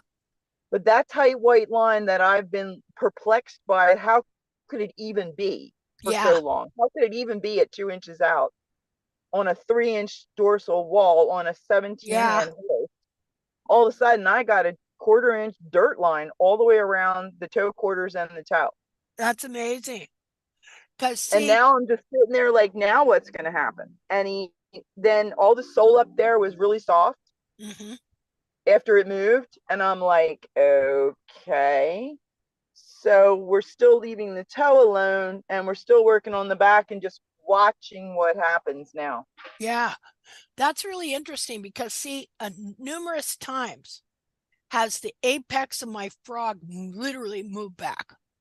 Did you ever have your white line though? Did you have your sole separate from the dorsal wall though? No, but when usually when my apex moved back, I was able to take my toe back a 1/4 of an inch as well. Well, I would be beveling into the dirt. Yeah. Well, but I mean, of course, my feet are different, but what I'm saying, the similarity is that whole foot is shifting back and pulling back. And the anatomy, those tissues on that inner foot are soft. They can be pushed out of place. Just like I can push the skin on my arm around, and my belly around, and my face around. I can push that skin around, right? Well, that skin covering that foot, that dermis. And so when everything gets forced forward, you see, when all this gets forced into there, well, then everything moves and shoves everything, every other thing. I figured in my head that his sole tubules up in that toe, before it did that, were probably horizontal to the floor. Yeah. Like literally almost horizontal. It's such an extremely low angle. Yeah. And then when it moved back, the sole came back with the frog. Yeah. The wall, because it's hoof, it's a little more solid. It's not going to move as fast as the internal wall. Yeah. It can't. It just physically can't just all of a sudden suck back with it. Yeah. So I was like, I just beveled not all the way into it for now.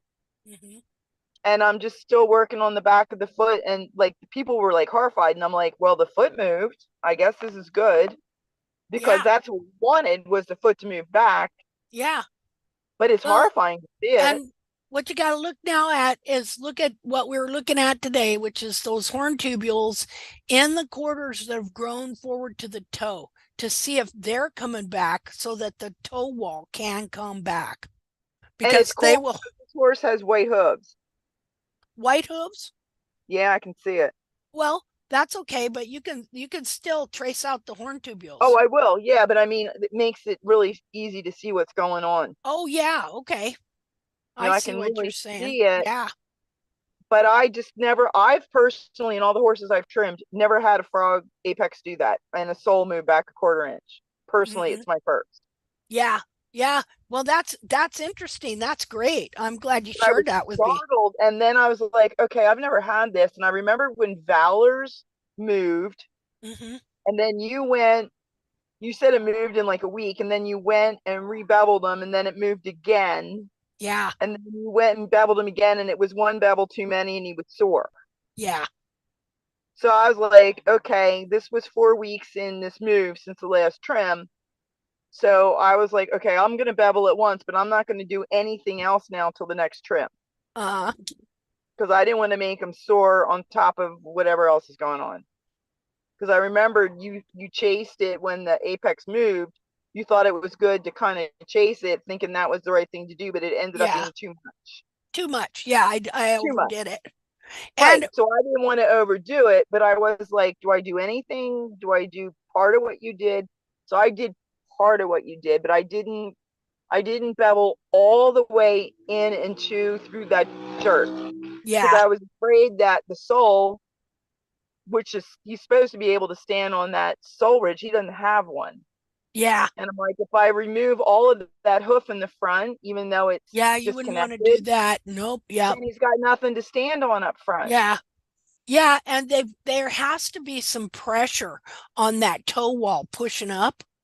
Or sometimes what can happen is you wind up with a sinker. If you remove those dorsal walls to where there's no pressure, they can just, the whole coronary band, everything will just drop right into the front. So like, I was like, should I even bevel the toe at this point, or just leave it be flat to the floor and let it push up? You know, I was like, I wasn't sure what to do. Yeah, I know what you mean there. So I beveled a little, but he still had the inner hoof wall to stand on. And I just removed a little bit of the outer with the bevel. Yeah. But like most of the inner wall, I did not go all the way through, because my old training would have been, oh, you go all the way in and get rid of all that dirt. You know, you just remove that whole gap. Just get rid of the gap. Yeah. Which I know is wrong now. Okay. But that just scared me to death, because he had that tight white line and a 2-inch, at least a 2-inch apex to dorsal wall, and a barely 3-inch long, or you know, to the front. This hoof was so screwed up compared to the other 3. I was like, I don't even know how it got like this. I don't even know how they did this. Yeah. Compared to the other 3. And both front feet have moved back, but this one foot, being the most screwed up one, is the most obvious and the scary. So he's not due for another trim. I was going to let him go like 4 or 5 weeks, just to let it have some time to do something, and then go back and look at it. Yeah. So do you think that wall, as we work, will that wall eventually move back, or do I have to literally remove it to get a new connection someday? Well, I think it will move back, but I would be more concerned with what's from the heel forward into the pillar and stuff, because that's what has to move back first. Right. I have been beveling that. He had tremendous overgrown bars. Slowly working at that. His frogs were a nightmare. A lot of thrush, a lot of, you know, just disgusting, no frog, very contracted. So I've been working on that, and it's getting much healthier. Good. We had a month straight of rain. And that's when all this happened. And I'm like, so it's been interesting. I haven't had any kind of movement like this before. It was just startling. But you're saying we have to learn to reverse engineer? Yep. And I'm thinking, well, that was a reversal. Yeah. But how do I engineer it? Well, you know, like we're understanding, like what I explained today. Okay, just from putting all that together, from the height, being able to the height and working at the front at the same time, learning how to take down the toe when needed, because when you take down the toe, you're also taking it back. When you take those walls down, you're also taking them back to a degree. And then when you bevel them, you also give them room to pull back on their own, you know. So you are reverse engineering what's been done to the front of the foot. If the toe has been because see, you know, in barefoot trimming, what happens is the toe shoots forward, then they start taking the toe back, and then it just bends the foot. I have a feeling that's what happened and created this. Yeah, like a can before foot. my time, yeah. And so I think you got to let that toe I think you got to let the toe sometimes grow in certain cases as well, because I had to do that with the pony. So, you know, we're still learning stuff about that. How does the foot respond when I do certain things? Yeah, I got from a 3-inch dorsal on that foot to a hair in 6 months to a hair under 3 1/4. Yeah. Very little, but something. So it's just scary. Yeah. The horse is okay. It's amazing that he could walk after that. When I saw that, it freaked me out. But I was like, okay. Good. And stopped all work immediately at the front of the foot and went, okay, let's reassess. Yeah. And then just cleaned up the back a little bit, did the other foot, saw the same kind of thing on the other foot, but to a lesser degree. Stopped for the day, showed the owner, and I'm like, this is what has happened. I gotta think about this before I do any more. Yeah. Done for today, done. Yeah. You know, he may be sore. I don't know if he is. I have boots for him. Let's see what he's like. Yeah. Yeah. Well, but moving back is our goal. I just, once it starts happening, you know, we all are still at the point trying to get it to happen. And then when it happens, I was just like, I'm not sure what I'm supposed to do now. Well, yeah, you know, and I still have those times, believe me. You know, like I went through a period where Valor's frogs were looking weird on the front. And I realized, oh, you just let the periopal grow over them again. You know what I mean? You don't realize you're doing that. See, because until that foot gets so that, well, okay, let's see. Man, I swear, I got something around here biting me. Okay, until those bulbs get fully back where they're supposed to be, and this periopal skin is like this and growing only on the back here, you have to continually be aware that if these bulbs are pulled in at all, that periopal skin is going to grow over that frog. That's just what's going to happen. So you know, I had let that happen again. And so my frog got weirded out, and so I just got it cleaned up again to where, well, now it looks like this, and this is on his injured foot. Let me see here. New share. Oops. Okay, so you see the periopal skin here. You can see it's still pulled into this crack right here. You see that? So I have to make sure I maintain it here. And I don't let it just kind of smoosh in over everything here. That's kind of blurry. So this now is frog and is not periopal, and he has good frog growing in the central sulcus, which becomes part of that frog stay. That's also the frog stay. But as you see, my bulbs are, the skin is still like that. It's not like this other foot. So there's always the danger that this is just going to grow in here and take over if I don't keep it trimmed out there. So, and this is the wrong date, by the way, because this is just a week ago or so. I got to change that date on my camera. It's screwing me up.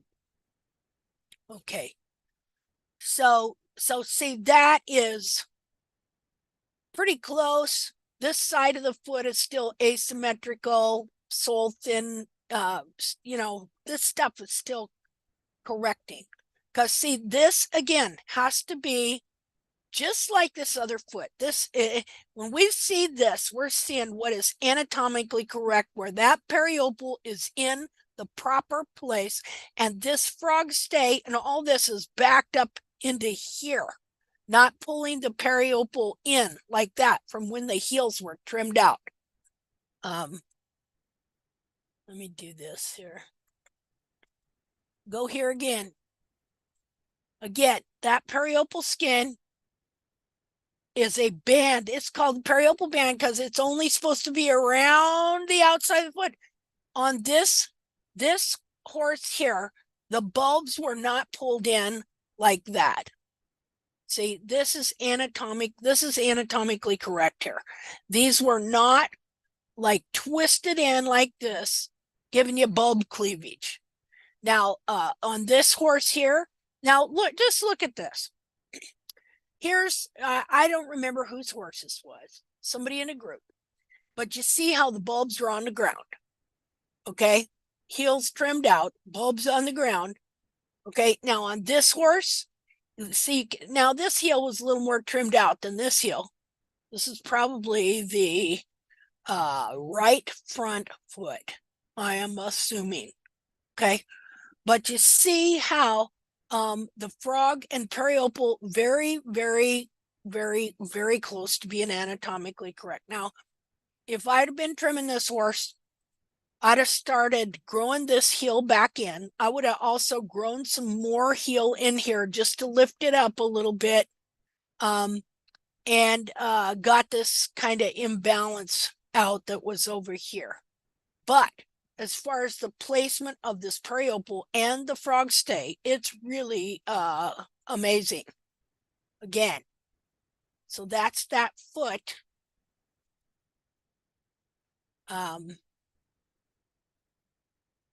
Okay, I got much stuff here.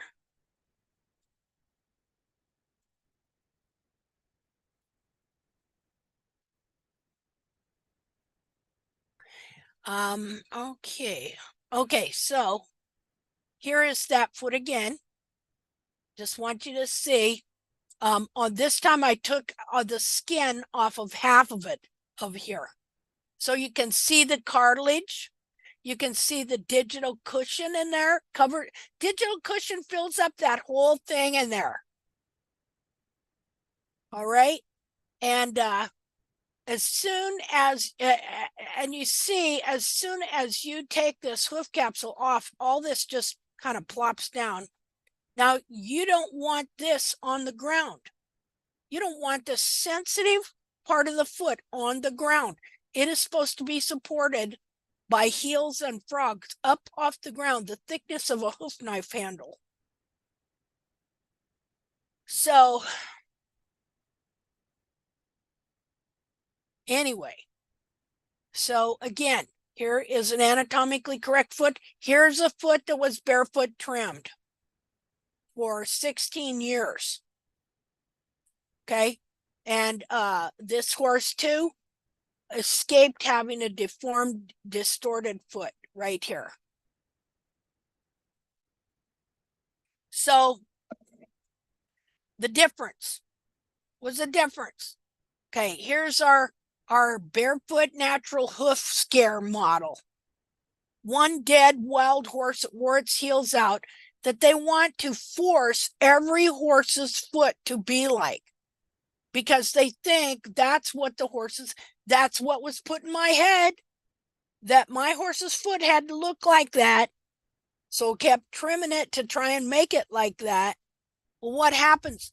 Now let's look at the difference between the inside of this foot and the inside of this foot. Now this foot here is originally this foot here. Okay, that's what that foot would have been originally. Obviously, it was born in a drought, or it was old, and they went through drought years. It had to travel for, God knows how long to get food and water, and it wore itself out, which is why it probably died in the BLM Roundup too. So his foot was originally like this, but as it wore itself down, he deformed his own foot, because you have to have heel buttress supporting the foot correctly so that all this is going to be in alignment so that it can grow sole, so that you can have frog.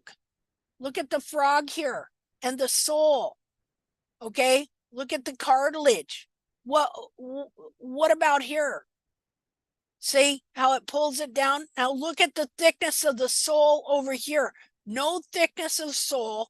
No, in this case, now you're talking about horses that have thin soles and thin frogs.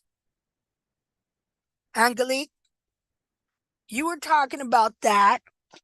Well, this is what you get here. Some Yes, of them just, exactly. some of them just wind up like this. And so then people go to trim the frog and they run into blood because there's no frog there. Okay. You go to trim a frog on this horse, you're going to find lots of frog because the frog corium is clear up here. And then right above that is the digital cushion. And so this just shows you the difference. Now, this horse did not make heel with this foot. He might have originally, but eventually his foot just got worn down. He's got the 30-degree hairline, the look of the barefoot horse. Who was I talking to? Yes, Somebody... but to heal and to reverse the story is the difficult part. Well, no, you just start not trimming the heels out. That's all you got to do. You stop trimming the heels out and you start letting it grow. Okay? And gradually it's going to start adding capsule back into the foot to get like this. Yes. Now, like when we first started, we didn't know the inner foot was being deformed like this too. So as this is growing and you're allowing the heel buttress to grow here, okay, it's going to be releasing this, and this is going to be able to release and pull up, and the growth that is coming from here, instead of pushing down and out the bottom, the growth as this is rising is going to stay in the hoof capsule up this way. But I think she's also saying, what do you do in this situation besides grow the heel? What do you do? You leave the frog alone because it's dead, or the bars? And well, there ain't much frog there to trim, right? Right. So if I know. So as you're growing the heels, I can't answer every single deal here. So correct. As this foot is growing, we got to use our common sense and kind of take things as they come, because this frog will start to change over time. And so you just deal with it as it comes. There's nothing, it's like this gal, there's somebody else there on the deal. I'll go to there and they're asking about trimming the periopal and the frog. I said, you haven't got any frog, so you don't want to trim it. Just leave it alone for now. Grow in heel and deal with your dorsal wall some. I just wanted Linda to mention about the flat frogs, because we always talk about how to... Yes, so this is what I wanted to hear. I wanted to have no, I know. No, a clear idea of what a flat frog is and how you can treat the flat frog. Yeah, you're just gonna have to leave it alone for now. Yes. I mean, there's exactly. nothing you can do to it, as far as I know. And one question I have about flat frogs, they have the tendency to go towards the toe a lot. Oh, I mean, yeah. the Okay. apex of the frog moves. Even if you leave it untrimmed for, let's say, one or a couple trims, it moves to the top, to the toe. Mm. Well, More than a full frog. Yeah, well, like, look here. Look at this foot. How the whole Yeah. thing's pulled down here and pushing the frog corium forward. See? Yeah. So, you know, as you are growing and stuff and releasing this up, it's going to start pulling that back as well. Like what Janet has seen on this foot she's doing. Yes. It may not have the exact same scenario, but what she's saying is that frog being pulled back, you know, things, all this anatomy will just start to move. Like here in this foot, you can't even hardly tell where frog ends and sole starts, but look how thin the sole is. Yes, exactly. There, you know, and I think that the sole is pushed to the toe, so probably, yeah. even this part pushes the frog to the toe. Yeah, and if you notice on this foot too, the coffin bone is distorted and deformed. Yeah. The bone is worn off. Now, an interesting deal happened. Let me see if I can find the pictures. Just a second here. On that kind of frog. Let's see. Okay, so you know that we do these videos under the FU copyright license, right? Fair use. Sorry, I just think it's hilarious. Anyway, fair use copyright for education, criticism as well.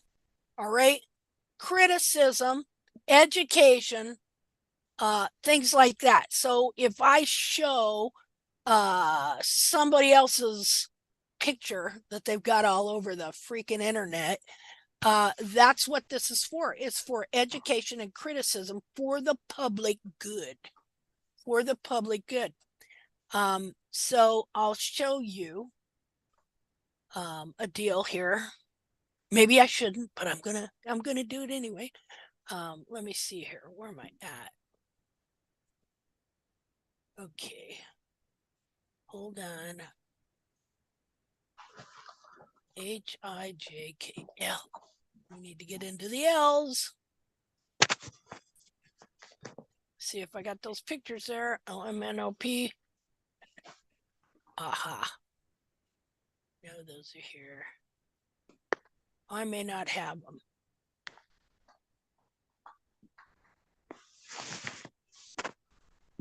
Okay.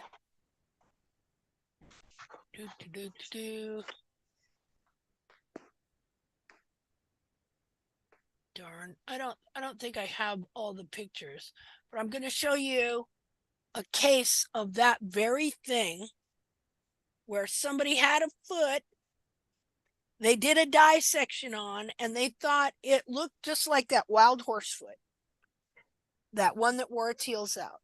And so this person does a lot of dissections. I don't agree with a single word they say, but okay, they do a lot of dissections. And so this person did a dissection on this foot, and they thought they were very excited about it. Let me see here. Okay, I'll just show this here.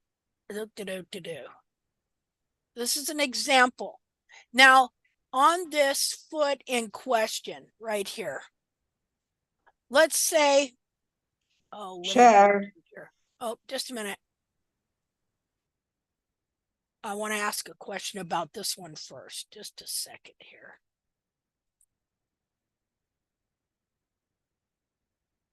Man, now I'm lost. Hold on. New share. Okay, so I want to ask you a question. Let's say you're going to dissect this foot, okay? Let's see. Let me get the annotate. Before we look at this dissected foot, I had a bunch of pictures of it, which I can't find, but I'll just show you one of the main ones and the dialogue that went on this foot. Okay, we'll get a line here. Okay, what should we do? Well, let's just do blue. Hold on. Okay, so I'm gonna, let's see here. Oh, hold on. Okay, I'm gonna make this bigger. Okay, annotate.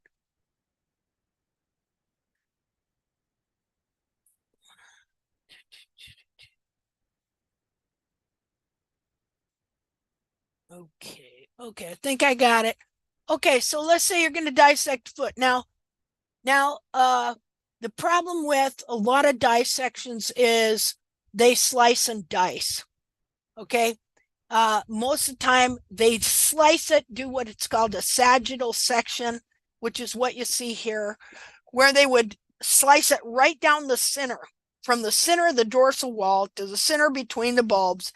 And this is what you get here. You look in here and you see the coffin bone cut in half and the bones, and you see the internal part of the foot like this. Okay. And a lot of times they'll do multiple slices. But another thing they do is they do slices like this. They'll come in here and they'll take a slice. They'll slice. Let me do it. Wait a minute. Can't see that. Just a second. Let me get a different color. Different color.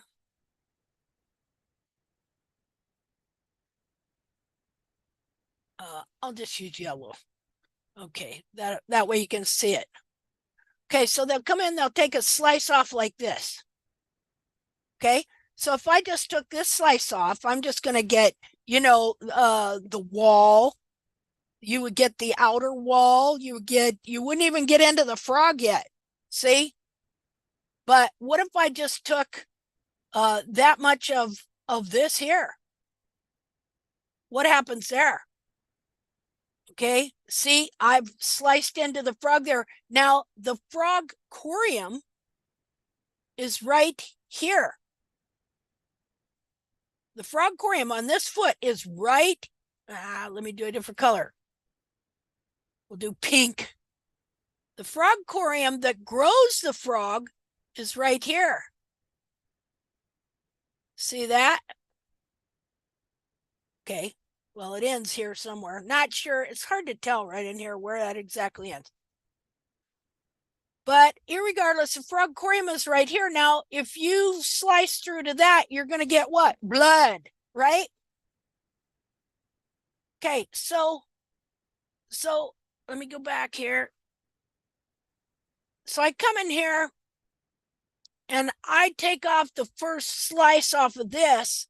I'm not going to run into blood because the frog corium on this foot, this stupid thing, is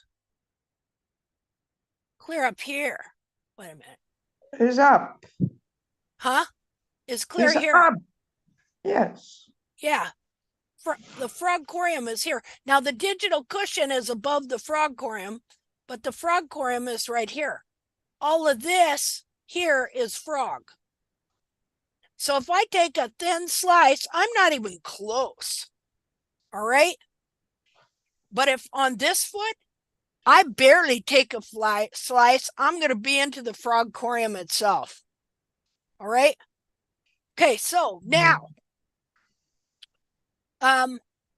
so I'm going to show you this dissection. Just a minute here. Where this person had a foot that looked just like looks very similar to Jamie Jackson's One Dead Wild Horse rear foot that wore its heels out. to where the internal, it looks like this, has no frog and no sole, hardly at all. Not like this wild horse here. Okay, this is wild horse here too, by the way. Okay, the way this is here, this is the internal of wild horse that had a heel. Both of these feet here. Okay, so, and lots of heel buttress here. No heel buttress here, like over here. Okay, so now I'm going to, keeping all this in mind you, just a second here. Gotta clear all drawings, keeping all this in mind. Now I'm going to show you this dissection this person did. I want to show you what they said. First of all, they said they could not wait to dissect this foot because it had such a big, fat, healthy frog. That's what they said. All right. Well, then they took one thin, tiny slice and they ran right into frogcorium. See? So just a second here, and I will go to that. Hold on. I got it. I think I know where those pictures are. Hold on, because otherwise I just have one certain picture. I'm going to need to close some pictures. Just a second.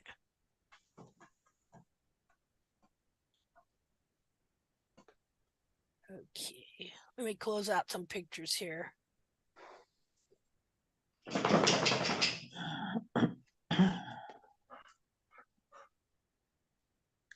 If I get too many open, then I can't get in there. So hold on here. Oh, I shouldn't have closed that one. Okay, hold on.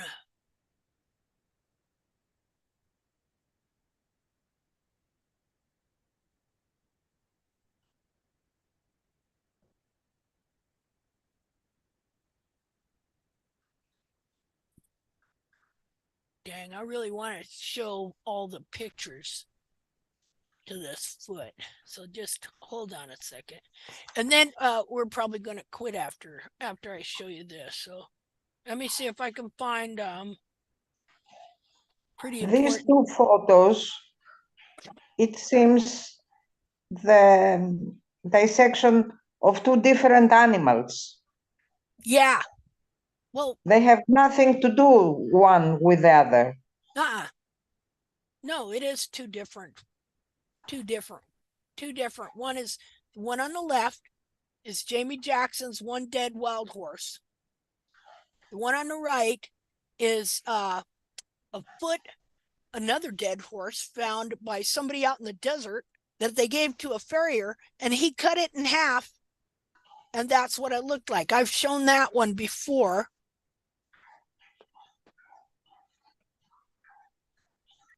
Okay. Oh.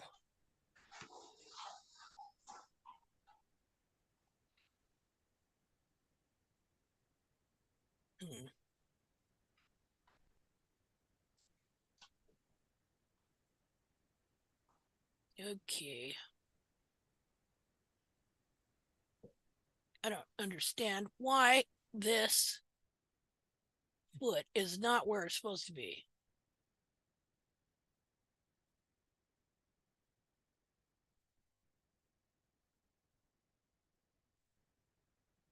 Oh, wait a minute. I think I wrote FTHIJK.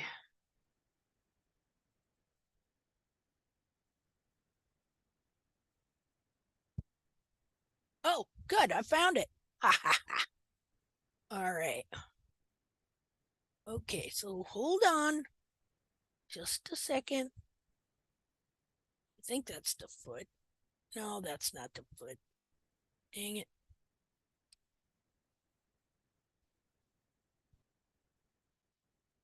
Oh.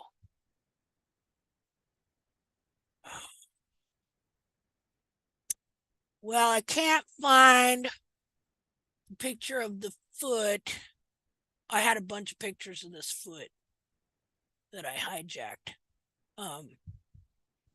which I can't find now. But Okay. But I'll show you this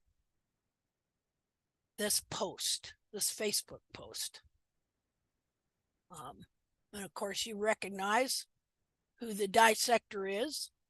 She used to be intact for a short period of time. Let's see. New share. Okay. Okay, so you've probably been on this site, the study of the equine hoof. Okay, so she said she got this foot, and I can't show you I can't show you the regular foot because I can't find the pictures, but I got them somewhere. So here's what she says about this foot. She says, with the rather magnificent frog, am I sharing? There we go. With a rather magnificent frog, I plan to slice this foot from the ground up like a stack of pennies. I will also be preserving the slices for educational pieces. This was the best frog I have seen in 3 years. Okay, so when I saw the foot, because I know Jamie Jackson's foot, I knew that this foot was going to have the same thing, that it wasn't going to have the magnificent frog that she thought, and that when she started doing her slices, she's going to run into frogcorium. Okay, but you see how these flat but fat looking frogs, in reality, it's a distortion and it's a deception, and people don't realize it. See, so I'll find some of the pictures of the foot before she sliced into it, and you'll look at it and go, yeah, that looks like a great frog. But it's just like that one of Jamie Jackson's. Let's go back there real quickly and look. Okay, now what's that foot look like? So this foot she dissected looked very, very, very much like this foot here. Okay, so we know that that foot looks like this on the inside. It cannot help but look like this. It has to look like this. This is what it does to the internal anatomy. Okay, so I know when she slices into that what she's going to find. So let's go back there. But see just how deceptive these feet are, that people don't really know what's really going on. They do not know that these feet are doing this thing that we have been discussing. And so they look at a foot and they make a wrong judgment, a wrong interpretation. So, okay, let's go back there and read this.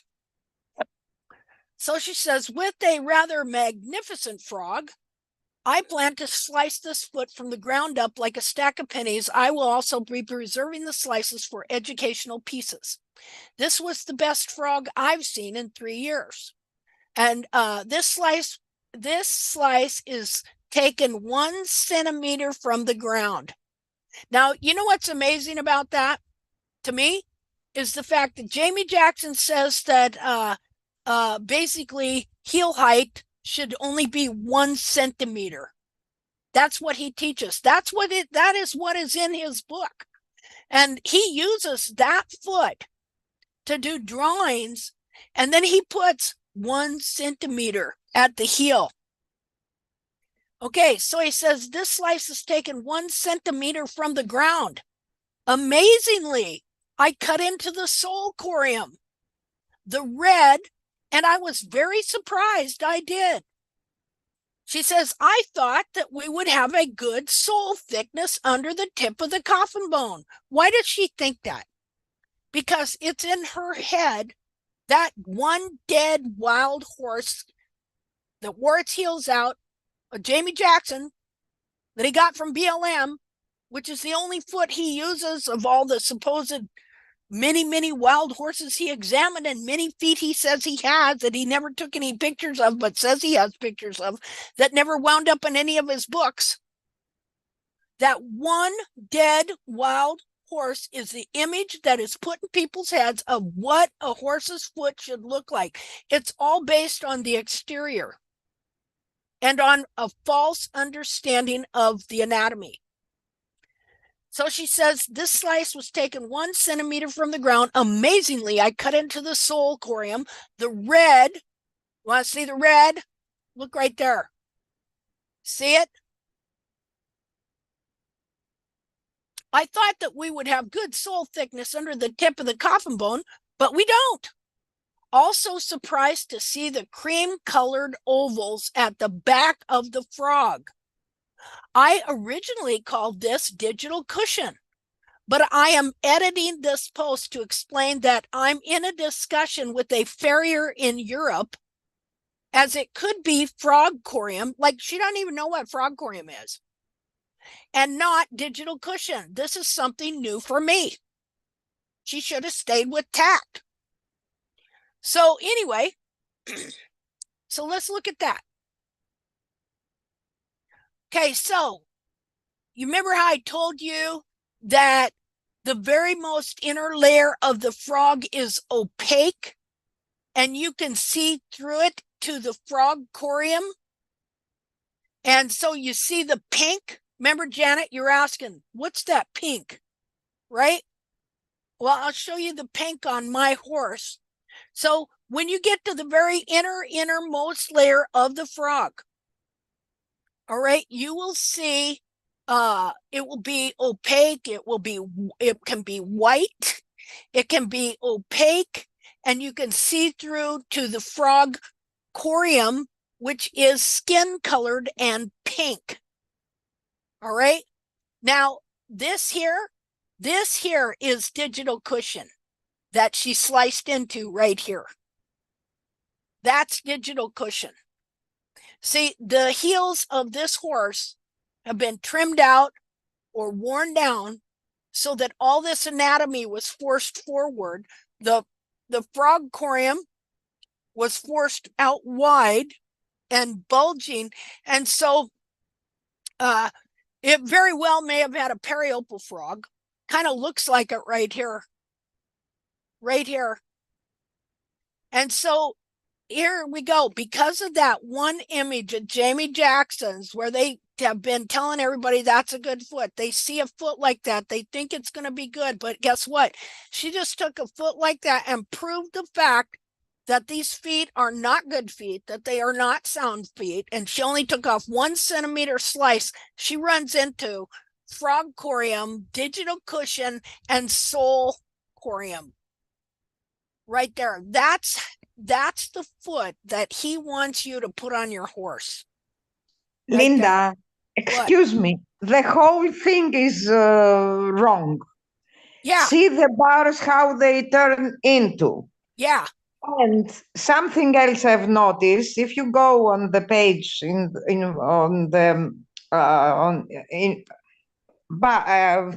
at the top of the page, do you see the hoof there is on the title of this page? Go up here on the left.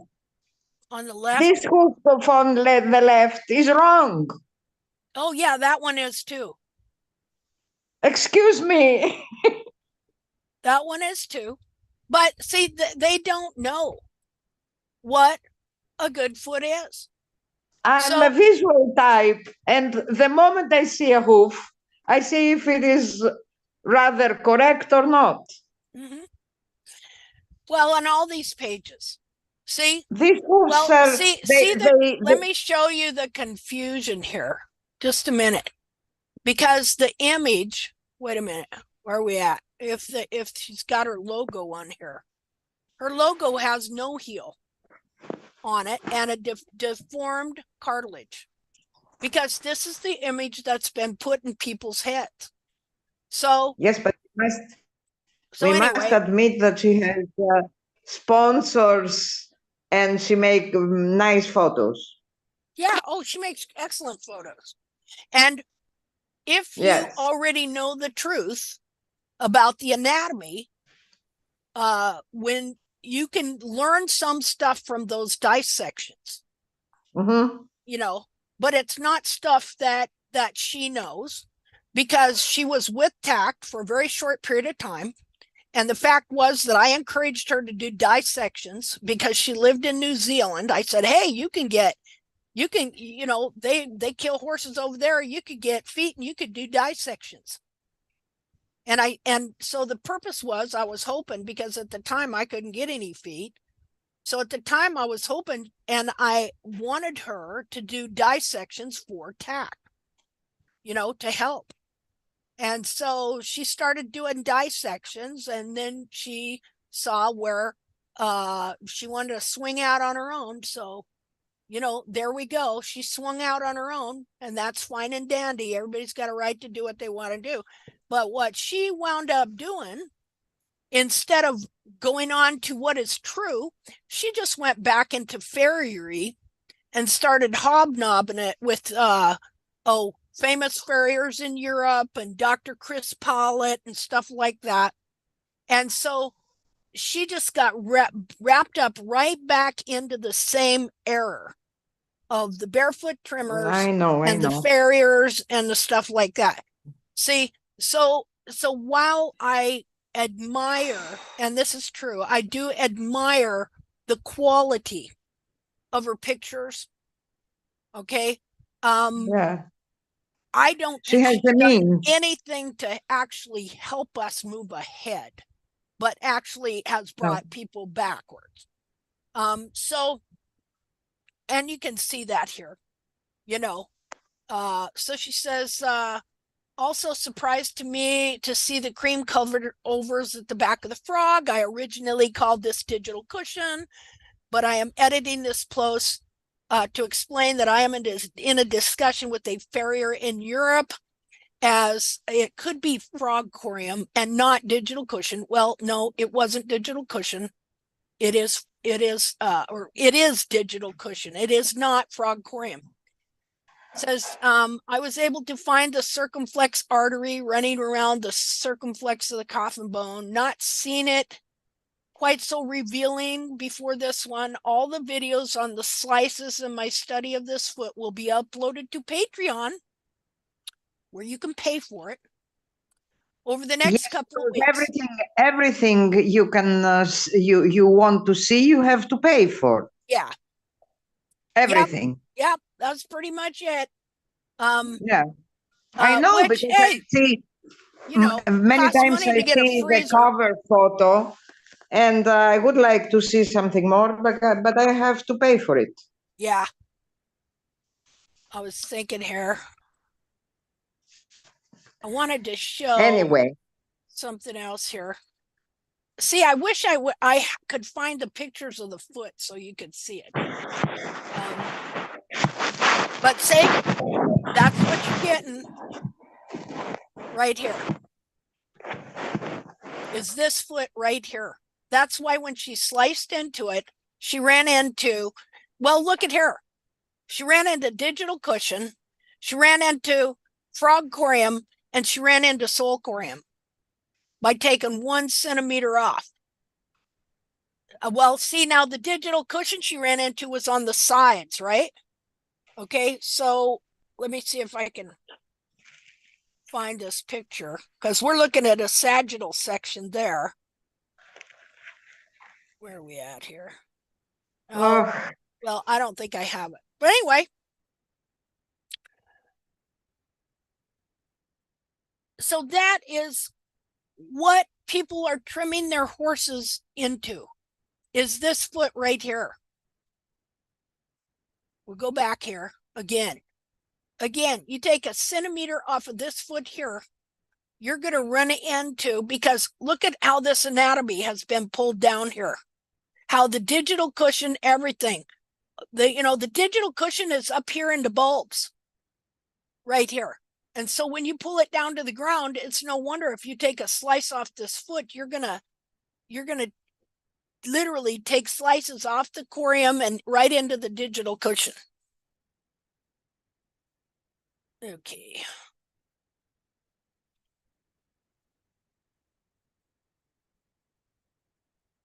Let's see here. Let me close that out. Yeah, I wish I could find the rest of the pictures of that. Well, here's an example of a foot of what happens to a foot when you trim the heels out. Just a minute here. And why you would, if you took a slice off that foot, you would run into digital cushion. Just a minute here. Okay, see this foot? See how it wears out the toe as well when you're pulling this down here? Okay, so the digital cushion is all up in here. If you pull it clear down here to the ground, and then you've only got so much sole, then you come up here and you take a slice off of it. Yeah, you can cut off a slice of the frog corium, because on the other side of the frog corium is a digital cushion. And so when you're bringing all this down and under, it creates a situation where it pushes all this anatomy up into here. Okay, so this is supposed to be clear out here. This that has been wrapped around under here is supposed to be clear out here. And so instead, this has all been wrapped into the foot right there. As it has pulled under and wrapped around in, it pushes up into the coffin joint right here. And now I want you to see this lump here. Pushes the joint forward. When it pushes the joint forward, it pushes the toe literally down on the sole, so that the toe is set right here, is setting flat and pressing against the sole, instead of being nestled in a perfectly form fitted sole ridge. Now look at the angle of the lamina here. Okay, let me get it annotate here. Look at the angle of this here. See that? Not supposed to be like that. Supposed to be up like these here. They've been forced forward here. Are supposed to be about like that. So all of this and the wall being forced forward like this, while the internal foot is being forced back this way, the hoof capsule is being forced forward. And so this toe is being pulled out of its of the area of the hoof wall and sole that it's supposed to be. You know, there's a place where this is nestled. Let me show you. Let's see, how would I explain this? Okay, so here's your toe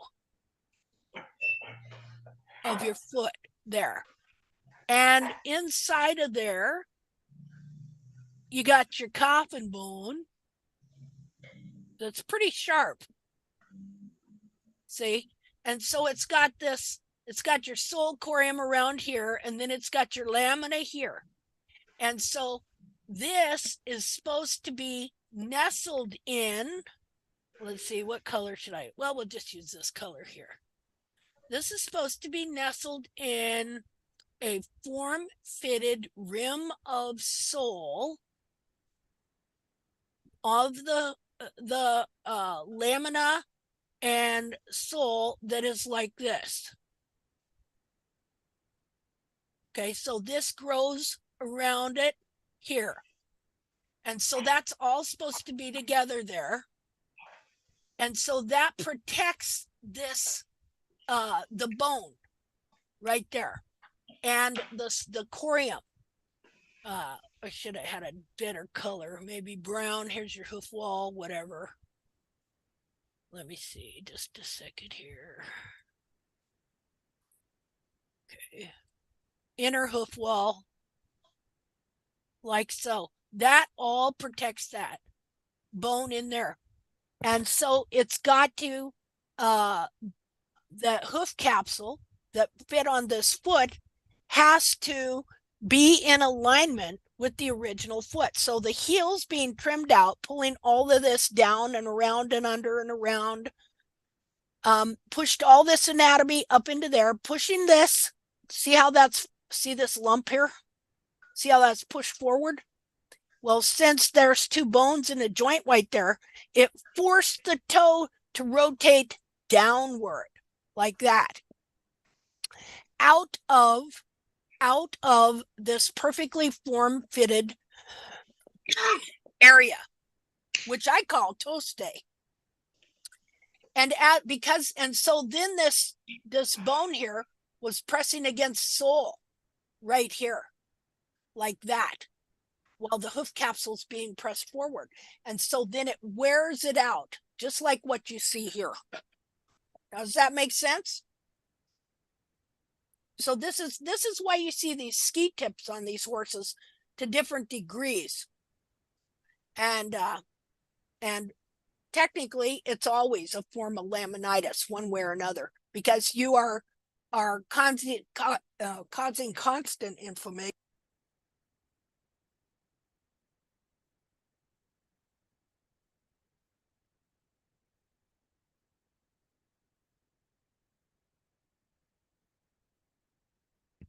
Okay, hold on, I need a drink. Got a scratch in my throat. Hold on. Linda, we need to finish it. We are 3 hours and 20 minutes talking. Okay. All right, well, everybody have a great day. Everybody have a great day. We're going to end it here.